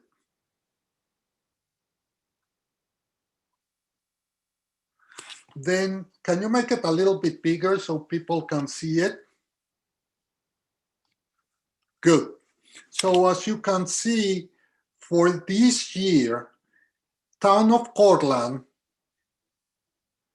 someone who has an average house would have paid $8,300 in town of Portland and $4,000 in Peekskill.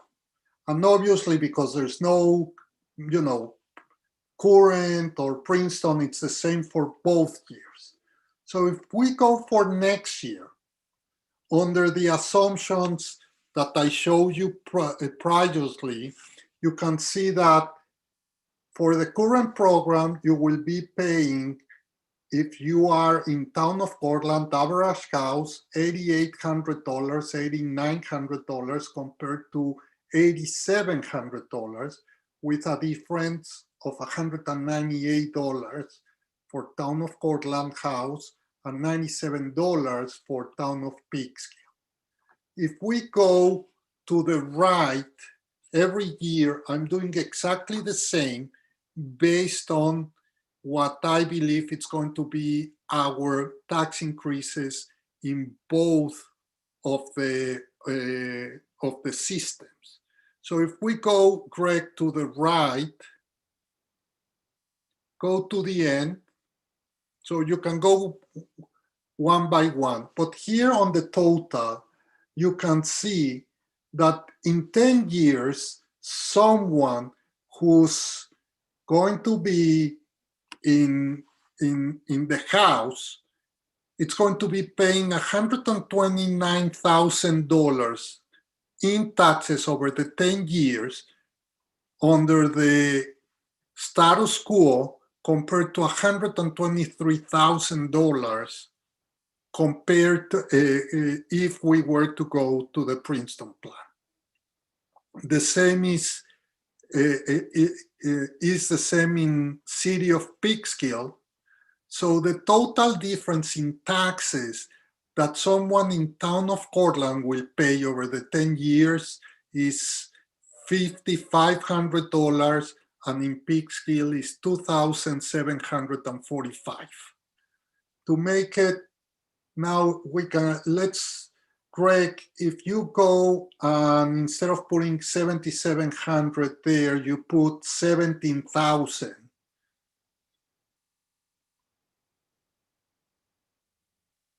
And go to the end. Then, for example, someone with an assessed value of 17,000 will be paying 284,000 compared to 272,000, an increase of $12,000 over the 10 years. And in the case of city of Peekskill, 148 compared to 142 with a difference of $6,000. And here is when you can compare apples with apples, because it's over the 10 years where the fund balance will be exactly the same, cessation fund and everything.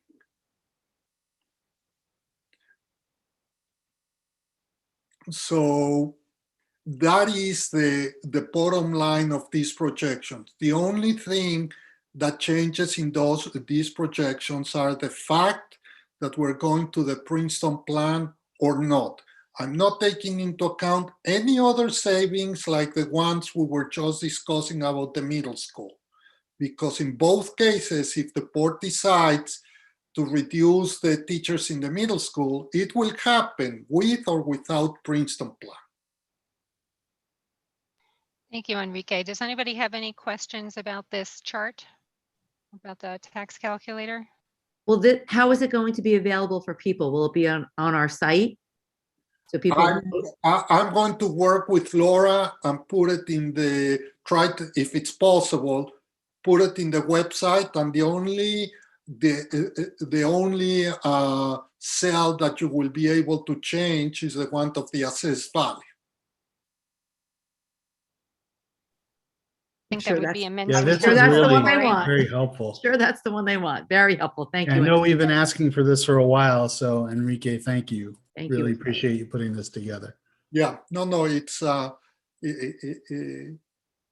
lot of numbers, but definitely people will want to see what's going to happen in their next year to the next 10 years. And again, after 10 years, we're going to be back in the 2%. And even more importantly, after all these increases, if we move to the Princeton plan, our tax rate, our tax levy will be much lower than our neighboring districts. So even with these increases of 4%, our total payment of an exact house in any of our neighboring districts and Hendrick Hudson, our taxes are going to be lower for that house.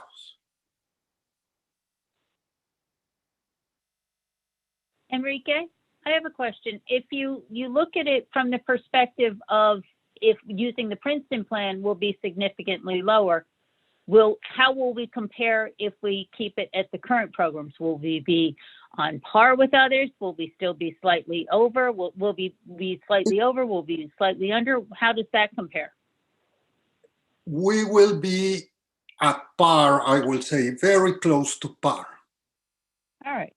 So I think, again, the question I think people are looking at is, they're going to look at the dollar value and see how this is going to impact their personal obligations, but also, and compare that to, the I guess, risk reward here. It's like if it's worth, that savings is worth whatever additional,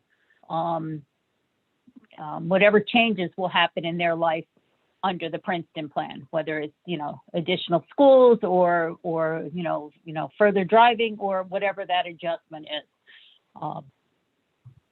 Okay, thank you, because I think this is critical to put up so that people can just get a complete sense of, and have a legit number of, and make that decision, know how it's going to affect them and see if it's, if you looked at purely on a financial, because there's so many more details besides just financial, but if you looked at it purely from a financial perspective, it gives them a number to work with. Yes. Yeah. And Enrique, when you put up the documents, can you also put up some guidance for people so they can see where the assessed value is on their home, on their tax bill, so Yes, they know exactly where to look? Maybe what I'll do is I'll ask Town of Cortland to send me a bogus or a form, and then I'll circle assessed value. So when people want to see it, they can go to their own tax bill and look what they have to check. Yes. That would be great. That's Thank a you. very good idea. Thank you. All right, thank you. Any other questions?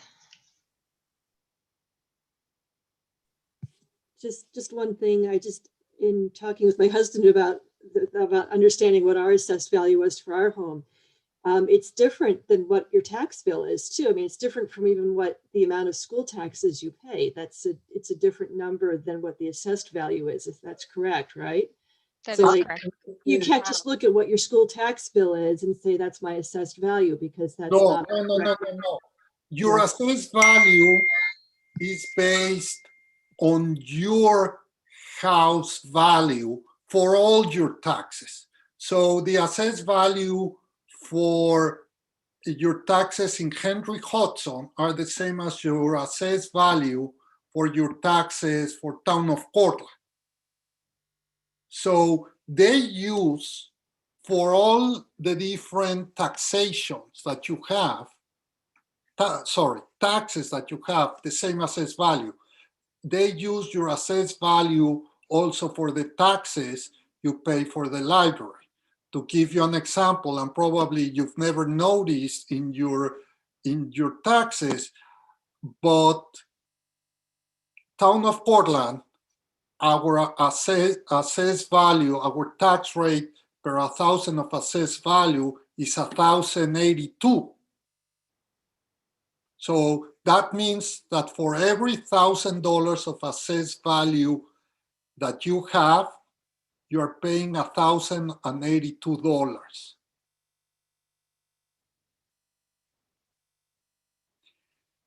For the library, is $7 or $8 or $9 or $11 per 1,000 of assessed value, because their tax levy is only 400,000, 500,000 compared to $40 million for us. So that's what I'm saying. Assessed value is how town of Portland values your house to pay for taxes. And every town of Portland has a different tax rate than we do, and the library has a different tax rate than we do. Thank you. Yeah, I think it's important to realize that if you try to plug in the amount that you're paying in school taxes, that's not going to be the correct number to put in here. It's going to be we have to find that assessed value, which isn't the same amount that you're paying actually in taxes. That's what I'm saying. In taxes, you pay per 1,000 of assessed value. The columns tell you how. And Lisa, it's listed on your tax bill. So your tax bill will say, here is your dollar value of assessed value, here is the tax rate, and then here is what we're actually charging you. So there is a place on the receipt that Enrique can circle in a dummy and say, okay, here is where the assessed value is. Perfect. Thank you. That's really helpful. Yeah.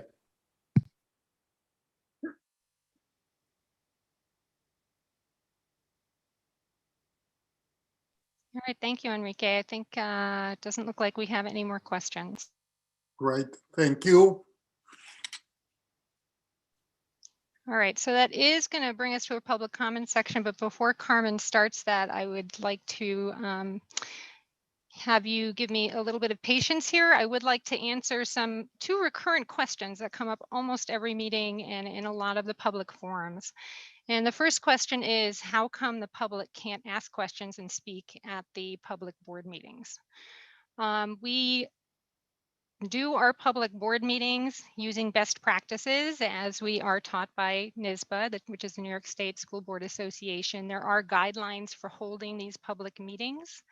And this is actually a public board meeting that is a business meeting of the board that is conducted in public as per the open meeting law. It is not a meeting with the public.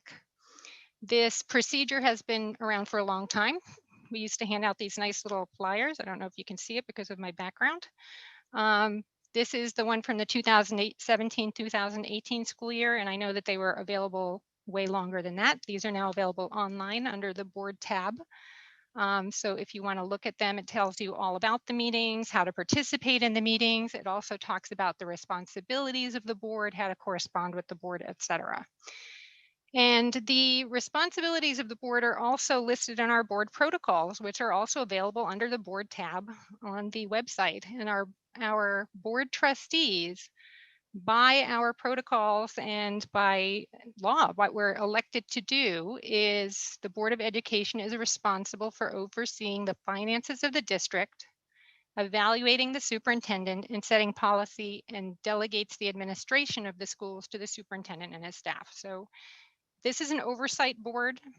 The superintendent and his staff actually carry out the policies of the district. The board creates the vision and the policies, and then the employees who we have hired to be professionals and carry through our policies. One of the ways that we come to these decisions, we accomplish this through discussion, collaboration, compromise, and consensus. So an effective board works collaboratively with their superintendent and with their staff. Public participation is encouraged. There is this flyer that tells you how. But most of the questions that are brought up at board meetings are operational in nature. They are not really questions for board trustees. You can't poll board trustees individually on what they're going to vote for the next policy. That wouldn't be appropriate. So most of the questions are procedural questions, they're operational questions, and they should be answered by the superintendent and the staff. So we direct them to answer your questions as appropriate. The other thing that we do is that the board president and the vice president try to consolidate the information so we're not answering the same question to 20 different people in 20 different ways. So we listen to your comments that are made at the board meetings. We try to consolidate the information from emails that we receive, from forums that we have, from town halls, from meetings when they're appropriate, and also from the questions that you ask at these board meetings or the comments that you make. And we try to batch them to streamline the information in relevant discussions and in relevant presentations. Not everybody's questions rise to the agenda, but sometimes they do. This is the same for board trustees. We propose agenda items. Not all of those agenda items are agreed to by the board or the board president, vice president, and superintendent to make it to the agenda because you only have a certain number of hours during the year. Okay, so the question and answer sessions that we've been having over the past week and a half are fabulous. We love them. We're getting a lot of information from them. We really like that interaction. We can only have 3 board trustees at each of those forums at a maximum because otherwise it's an unofficial board meeting. Okay, and board meetings have to be publicly noticed. And since we're talking about a potential policy change, you can have a maximum of 3 board members at those meetings. The other roles of the board as far as communication are if you approach a board trustee or write to us, we try to direct you to the appropriate administrator to answer your question. We also now have that just ask button that's on the website that kind of, short circuits that whole thing so that it's a little bit easier to figure out who to ask your question. And sometimes board trustees might propose agenda topics based on things that they're hearing in the community.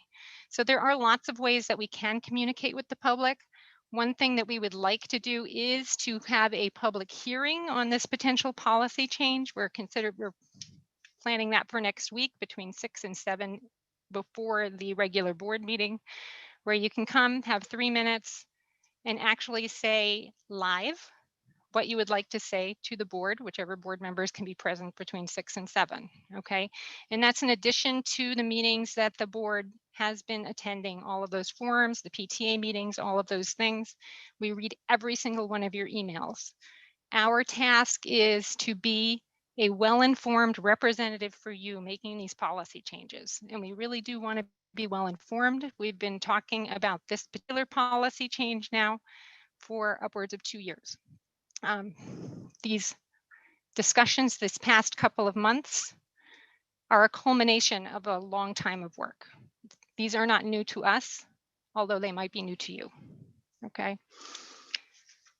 So that's what I wanted to say about that. I know a lot of people are disappointed that they can't ask real-time questions during the board meetings, but it is a very long-standing practice. It is proper practice as far as our training as board trustees, me as a board president.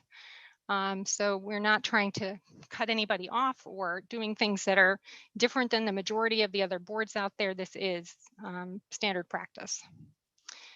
And the other question that has come up a number of times is, can the community vote on this public policy or on the school policy change?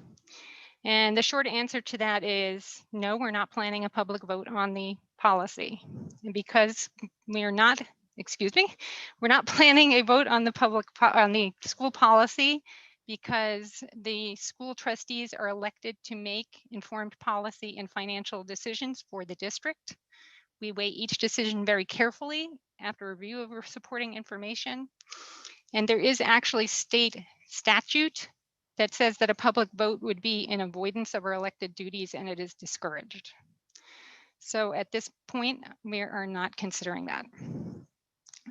I hope that I have answered these thoroughly. If you have any further questions about this, I can go into more detail in private. And given that, Carmen, we do have, sorry. I guess I'm not quite done. I have to read my public statement, participation statement, excuse me. So there is a public participation statement available on the board docs and available online, again, under our board protocols segment. And the Guidelines for participation at the meeting are that each speaker should sign in with the district clerk or during virtual time or emailing. When called, each speaker should step to the podium, state their name, their affiliation if applicable, prior to starting their comment. Letters, petitions, or other written material should be handed to the district clerk. Again, we're doing this all by email at the moment. Each speaker is permitted 3 minutes for their comments and must be recognized by the board president. The board will listen to comments, but will not necessarily debate or discuss items. Operational matters will be directed to school administrators for handling. The board is not permitted to address personnel or individual student matters in open session. The board may limit repetitive comments in order to give time to others wishing to speak, as well as to maintain meeting efficiency. The board expects comments to be made without interference from the audience and in a civil manner. And this is the statement that we read at every meeting while we were in public. I had sort of curtailed that a bit because the meetings have been running longer and this information is available online to everybody who's been emailing in. But just a reminder that these have been our protocols for quite a while. All right, thank you.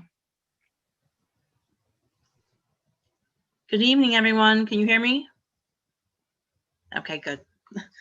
The first email that we received was from Salma Chowdhury Muro. Dear Board of Trustees of the Hendrick Hudson School District, I write you as a community member who, like each of you, is deeply committed to the long-term success of our local education system.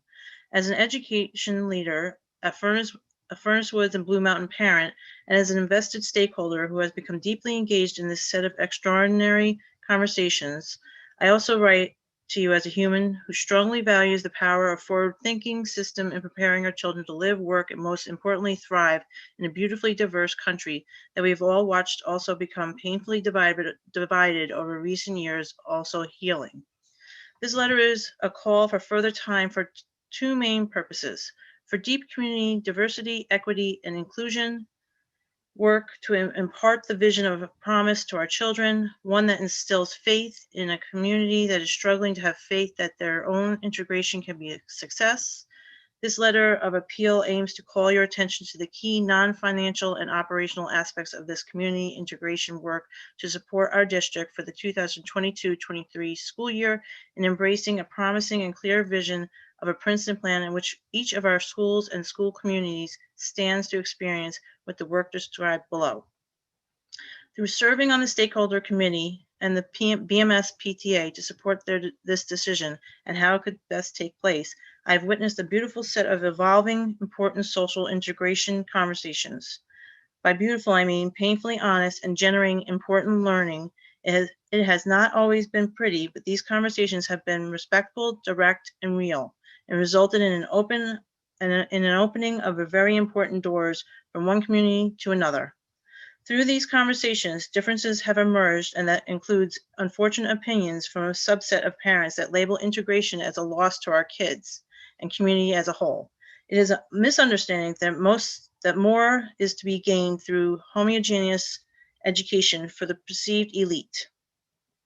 We are not beyond working through this as a community. In Westchester, we are surrounded, in fact, by districts who are well ahead of the mark in their innovation and recognition that the world itself is not homogeneous. And our children's exposure to a wider ranges of cultural, races, languages, and socioeconomic backgrounds at an early age develops them in very measurable ways that directly relate to their social abilities, moral compass, and higher order problem-solving skills as early as middle school. After all, although at times it does not feel as such to us, for our children, this is one community which is very serious need of bridges. We are one town of Portland. Our children venture into one middle school altogether, with less under their belt, and then try to navigate while also managing other aspects of entering into young adulthood. It has been hard and contributed to bullying and other incidents. Oftentimes, parents find themselves blaming. Carmen, it's been 3 minutes. Okay, all right.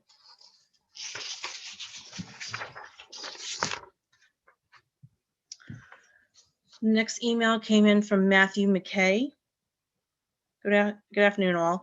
I'm writing to I'm writing today to express my concerns regarding the possibility of Hendrick Hudson School District moving forward with implementing the Princeton Plan. My daughter is a kindergarten FGL this year, and amidst the chaos of beginning school in a pandemic, I did not have an opportunity to adequately research the Princeton Plan when I received the district survey in October. Now I have had a chance. I was hoping you might consider resending the survey and attaching some information on the basics of what implementing the Princeton Plan would entail. As a parent of a child who is just starting out in the district, I can assure you that we have received no information regarding the actual details of the plan. I'm assuming that this is the case for many other parents in the district. My understanding of the Princeton Plan is that it has its roots in the noble cause of attempting to desegregate schools. This is a worthy and just exercise I support wholeheartedly. It is clear, however, that the Hendrick Hudson School District has already done an admirable job of ensuring equity, as according to ProPublica, the distribution of Black, Hispanic, and white students in the district is relatively even. If the plan is not being implemented to solve a segregation problem that exists in the district, then I suspect that it is being explored purely as a cost-saving measure. While I can appreciate the fiscal responsibilities of which you and your fellow board members are trying to be mindful, I cannot help but be firmly against any plan in which children are forced to move from school to school in the district, effectively taking them out of the communities of classmates and teachers that they have grown to love. I myself am a teacher at a high school in the city. I know how important community and continuity are in students' lives. To know that my daughter may have had to attend a different school in the 3rd grade rather than continue FGL is very upsetting. As I understand it, some families with multiple children could end up having their children separated among the elementary schools. I am sure that there are financial realities that make this plan appealing from a certain perspective. I am also sure that there are other cost-saving avenues to explore. Again, as a teacher, I'm acutely aware of how recklessly money can sometimes be spent in a school district. Our children are always living through a trauma that will have emotional repercussions for years to come.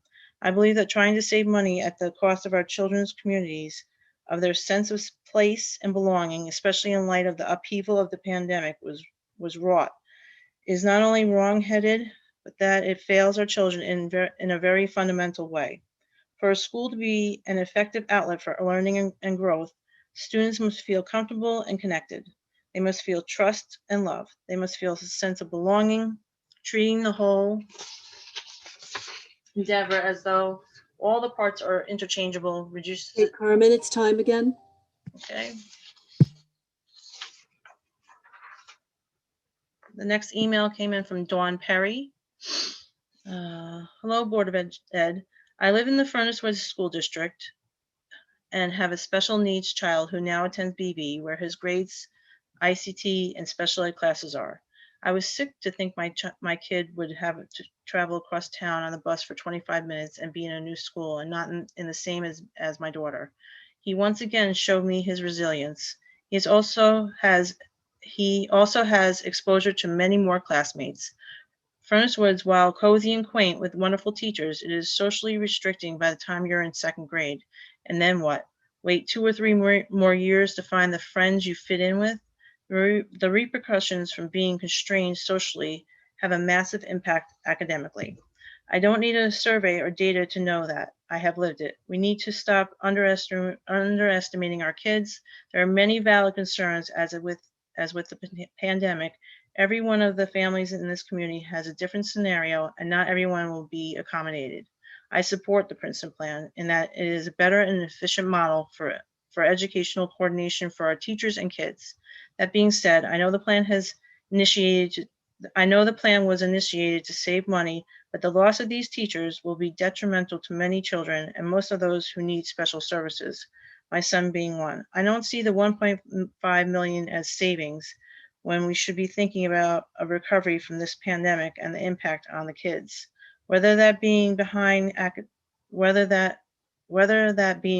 academically or for their mental and emotional health. I'm weighing my needs here too, but thinking about the holistic structure and what can work best for the community as a whole, not just my own child. I feel strongly that the plan should not be implemented this coming school year, as I understand there will be a lot of construction that has to be done. I pass Furnace Woods every day and still see the entrance under construction, which was supposed to be done last year. So I don't have the confidence that our teachers and kids will walk into school ready for them to kick off this new plan. Thank you, Dawn Perry. The next email that came in is from Chris Greenan Archaki. I'm writing with serious concern over the proposed PPS cuts and not offering ICT for all core classes in the middle school. I am not sure the full ramifications and impact of discontinuing these classes is fully understood. First, it's important to understand that ICT stands for Integrated Co-Teaching. ICT classrooms include students with and without disabilities. There's a general ed teacher and a SPED teacher, and in the class working together throughout the day to adapt and modify instruction for all the students in the class, not just SPED students. It is offered to meet the individualized needs of students with disabilities so that they can be educated in a class with children who are not disabled. The SPED teacher can sit with their student, observe them in class, and provide direct or small group instruction and monitor progress. These are things a gen ed teacher doesn't have time to do. The alternative that is being proposed instead of ICT, indirect consult teacher, or CT, the key word here is indirect. A CT is a SPED teacher that would only work with a gen ed teacher outside of the classroom. They discuss ways to adjust the environment and modify work or instructional methods. Indirect means SPED students would have zero face-to-face time with a CT for that class. It also takes the second teacher away from the gen ed students who can also benefit. Offering indirect services cuts the time many students would spend with their SPED teacher in half. There is little or no time for them to meet otherwise. This is a disservice to those students, which will greatly impact their success. Under the IDEA law, the district is mandated to provide education in the least restrictive environment and to provide a continuum of special education services. Education law is very clear that an IEP needs to be designed around the needs of the student, not the needs of the school, faculty, or administration. Let's not forget how we got to the current IDEA law with Rowley versus Hendrick Hudson School District. I also feel the reasoning for no longer offering ICT for all core classes is not justified. It was just stated clearly multiple times that the reason for this change is not financial or staffing. It is to install independence in these students to prepare them for 11th grade. But then these classes are offered as ICT 9th and 10th grade. This doesn't make sense. You don't prepare students for 11th grade and 6th grade. The bottom line is there is no justification to remove ICT services from the middle school. These students are already struggling to overcome their disabilities. They need a SPED teacher with them for all core classes, not just because they are Regents classes. And having a TA in the classroom is in no way an adequate substitute for ICT in a middle school classroom. That was time. Okay, thank you, Lisa. That's the last email, and we will put that into the minutes for the next board meeting minutes. Thank you. All right, thank you very much. I understand there was a petition initially for this evening, but unfortunately there were a number of signatures that were not valid, so perhaps we'll be able to see that petition next week. That brings me to board comments, and I'm going to start with my board comment. I think you've just heard another board comment, but this one is about being a trustee candidate.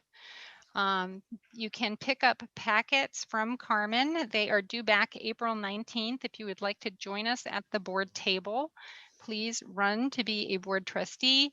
The board trustee seats are for 3-year terms, and then you get reelected. We have 2 seats available this year. Again, on the website, under the board tab, which is under, I think it's under home and then Board of Education, there is information available on the board experience that's through NYSBA. and some other information on how to run for the board, whether you know, what's required to be on the board, all of those things. So that is available for you. And I think Lisa has an update on that as well. I do. Just so people are aware, if you are interested in running for the board, Westchester Putnam School Board Association is having a prospective board trustee workshop on April the 8th. And the link for that flyer and information about it is on our district website. Again, underneath that same tab, there's actually one that we've created called Running for the Board. And it's, if you go on the district page, the web page, you go to the district tab, there's school board tab, and then it's Running for the Board. But that will be April 8th at 6:30 p.m. And you just need to let them know that you'd like to sign up for that. Thanks. Thank you. And just to remind you, if you do want to have a question and answer session with Mr. Hochreiter and other administrators, there will be board trustees present at those as well. We will not be speaking because it's your turn to speak. You get to speak and we get to listen. There are two on March 18th, one at 10:30 in the morning and one at 6 p.m., one on March 19th at 10 a.m., and one March 23rd at 6 p.m. And the BVPTA is holding one for their members as well next week. Do we have any other board comments or new business this evening? Of course, me. Yes, Lori. Yes. So in going what we're saying, we used to do, and I brought this way back then, we used to do our Dunkin' Donuts meet and greet. I don't know how we can do it again, but I think those were maybe some more people. And if it's not 8 o'clock in the morning on a Saturday morning, I don't know. Well, they were But from 8. They were from 9 until noon. we did some at 8. We were I there at remember that. 8. I personally like the early bird ones, and we would like to do Dunkin' Donuts meet and greets again, kind of around budget season if we can. Who knows? Maybe it'll be warm enough and nice enough we can sit outside somewhere. But I think it's really important because I think we're hearing loud and clear that people really want to speak with us and talks and Carol did a fine job of explaining what a board meeting is. It's just a public meeting of the board, but I still think we need those other ones back. We really need those back.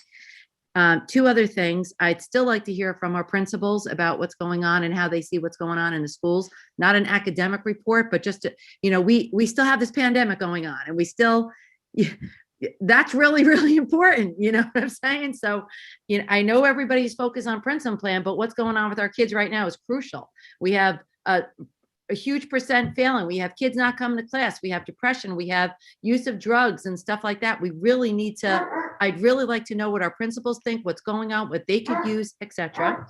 And then the last thing is, I forgot. No, I didn't. I know, Carol, you had mentioned that we shouldn't take a vote. I'm not asking for a vote. What I was asking for is just a survey.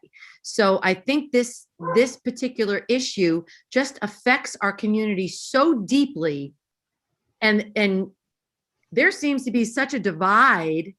There really is. I don't know how we're going to make a decision that's going to please everybody, because we're not, right? You have 50 and 50. It's kind of like what we're all, including me. There's pros and cons and definitely to this plan, but I just think a quick survey, it couldn't hurt. But it's not a vote on whether it's going to happen or not. And we don't want to set precedent, but I think this is it's not like we're hiring, I was going to say a foreign language here, but I'll say a math teacher. It's not like we have to vote on hiring a math teacher. This is a huge community decision. So I think getting as much information as possible wouldn't hurt. We don't have to decide on that, but those are just my observations. That's it. Okay, thank you. Lisa, did you have another comment? Just to keep people aware, we didn't get the chance to do our committee reports from the board. And there was an advocacy meeting that I attended on Monday night with some kind of important information that the New York State has recently put together. The Assembly put together their one House budget, and the Senate put together their one House budget. And so those are now trying to be combined together. The good piece of news is it appears as if the key things that we had all been advocating for with West Putt and NISPA made it into these one House budgets. Which is really good. That doesn't always happen, but it's a good, they still have to figure out how to pay for everything. But with the federal funding that's going to be coming through, hopefully that will be more possible than it was. But just to keep ourselves aware of that. And we're also trying to encourage people to write to the federal government about the testing issue and just how it, we are testing all the time in our own district, in our own buildings. And, these tests are just not going to be useful in any way, shape, or form. It would be one thing if we were getting some consistent data that we'd be able to use to, figure out where the kids are, but we have a good feel of where our kids are already through the testing that we are already doing within our district. So just hopefully we'll have a vote of voice letter or something that can go out. People can email it really quick, but just be aware that that's on the horizon. I just wanted to share the good news about the budget stuff. All of our issues that were really key are in these one house budgets. Thank you, Lisa. I'm sorry I missed the committee reports section. We jumped around a little bit with the presentation, so I did miss that. So thank you for updating us. Were there any other board comments or new business? Yes, I'd like to add something. This is Mary Pat. I agree with Lori. Hi, I agree with Lori in terms of, just asking for some sort of polling or some sort of survey. Just we're in this day and age of COVID and what a disaster it is in terms of communicating, where even our board meetings can't be interactive, so to speak. I think it's critical to get people's voices and give them time to input something rather than wait 3 hours or an hour, whatever it takes to get them so that maybe they can do something at a YouTube, at a interactive, these meetings that we're having in the past, these 8 that we've had. I think it's something that we should send out. I think it's not that difficult to do. Just key questions. It can be yes or no. You can offer the option to put something in, some sort of additional info if they would like to add, and include everybody. People whose children are incoming students, as well as people who've had kids go through the district. I mean, for somebody like me, I've watched this. I mean, my kids have gone through the district. I've seen the value of the neighborhood schools. I have, there's a lot to be said for the value of the Princeton plan. For example, asking somebody like me, would I be willing to pay extra, even though your kids aren't going, it doesn't affect my children. Would I be willing to pay extra given this, or do I think that there's that the money saved will be worth it?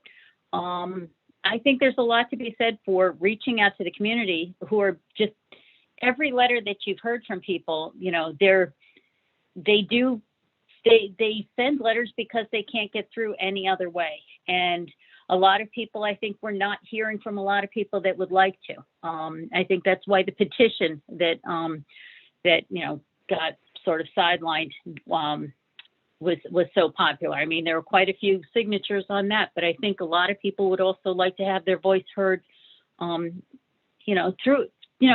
something as simple as a poll or a survey. This is a huge decision for our district, something that's going to have reverberations for years, in so many ways. So I think that the value of having additional voices heard and this input, it can't hurt. I just think it's critical to make sure that the entire district is included and not just, the people who tuned in or have had an opportunity, who are involved with the PTA. I mean, the people who are, coming in and people who've already left, I think, have a lot to add as well.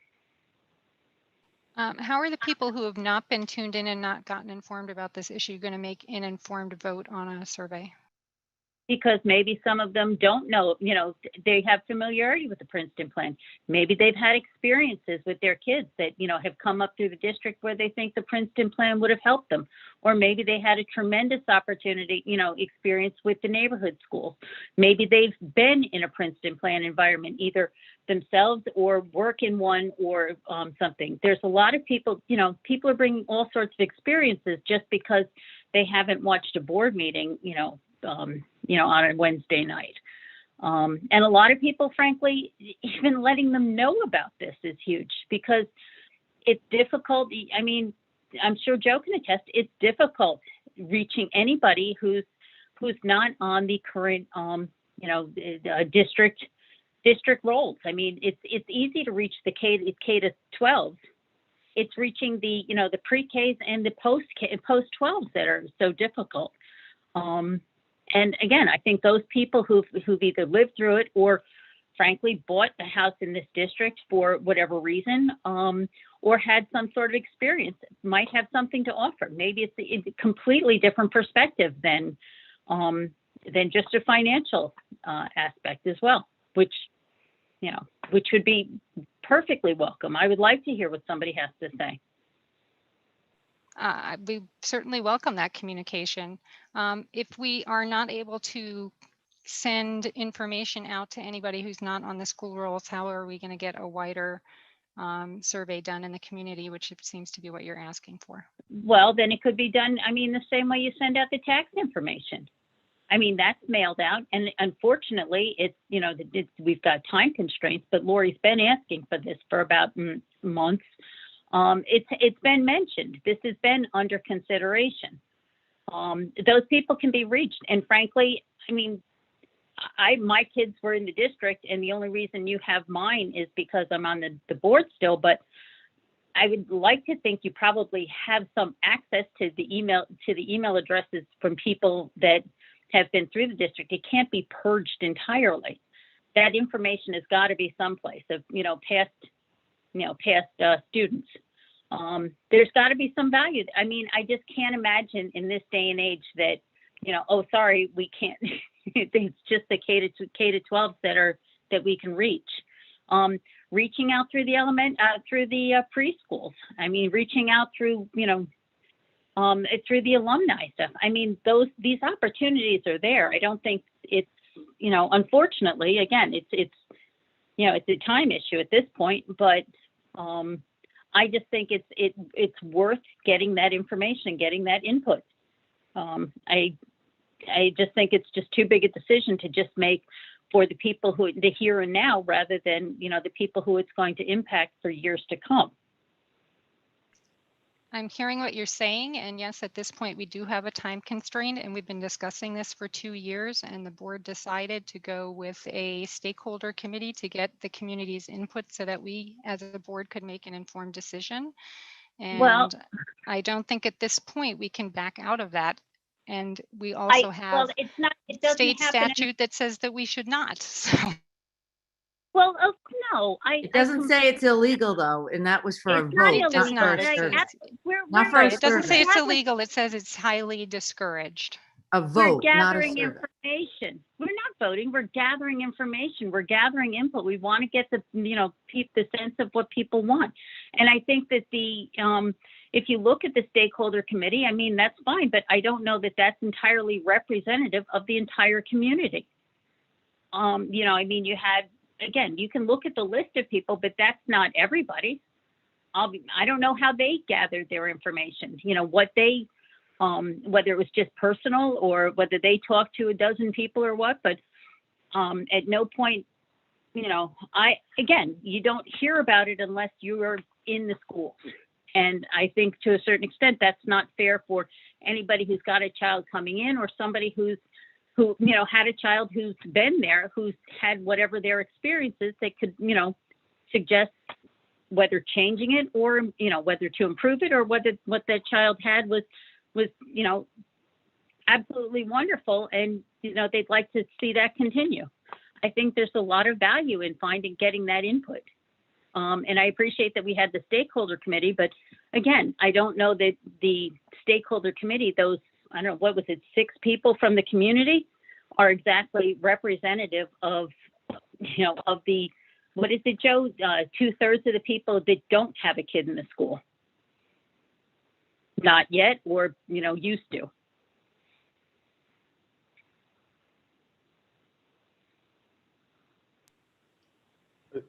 Are you asking how the committee was selected, or? No, but what I'm saying is you're the one who suggested, you said that we have a lot of people who our voting, our voting roles, if you will, are primarily people who do not have children in the district. It's either the kids haven't gotten there yet, or the children have moved on, or seniors or such.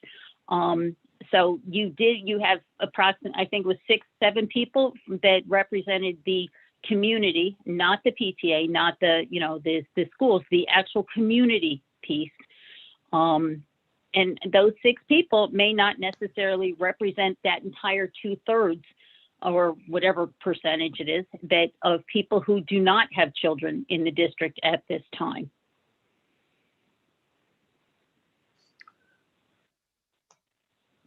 My point being, I think there's value in reaching out to people, whether it's email, whether it's USPS, however it is, in getting their input and seeing what they think, and looking at making them aware of Enrique's tool of what it's going to cost, what the value they see, if they think it's worth making that change. I just think there's a lot of I don't think it's a terrible thing, because people right now with COVID are not feeling like they're heard, and they're not feeling like they have an opportunity to make their voice heard.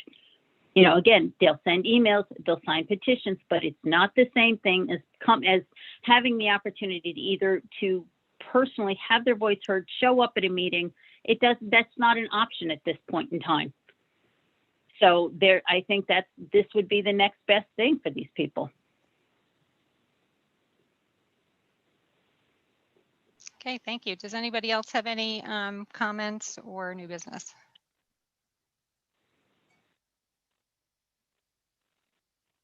All right, can I get a motion to close the meeting, please?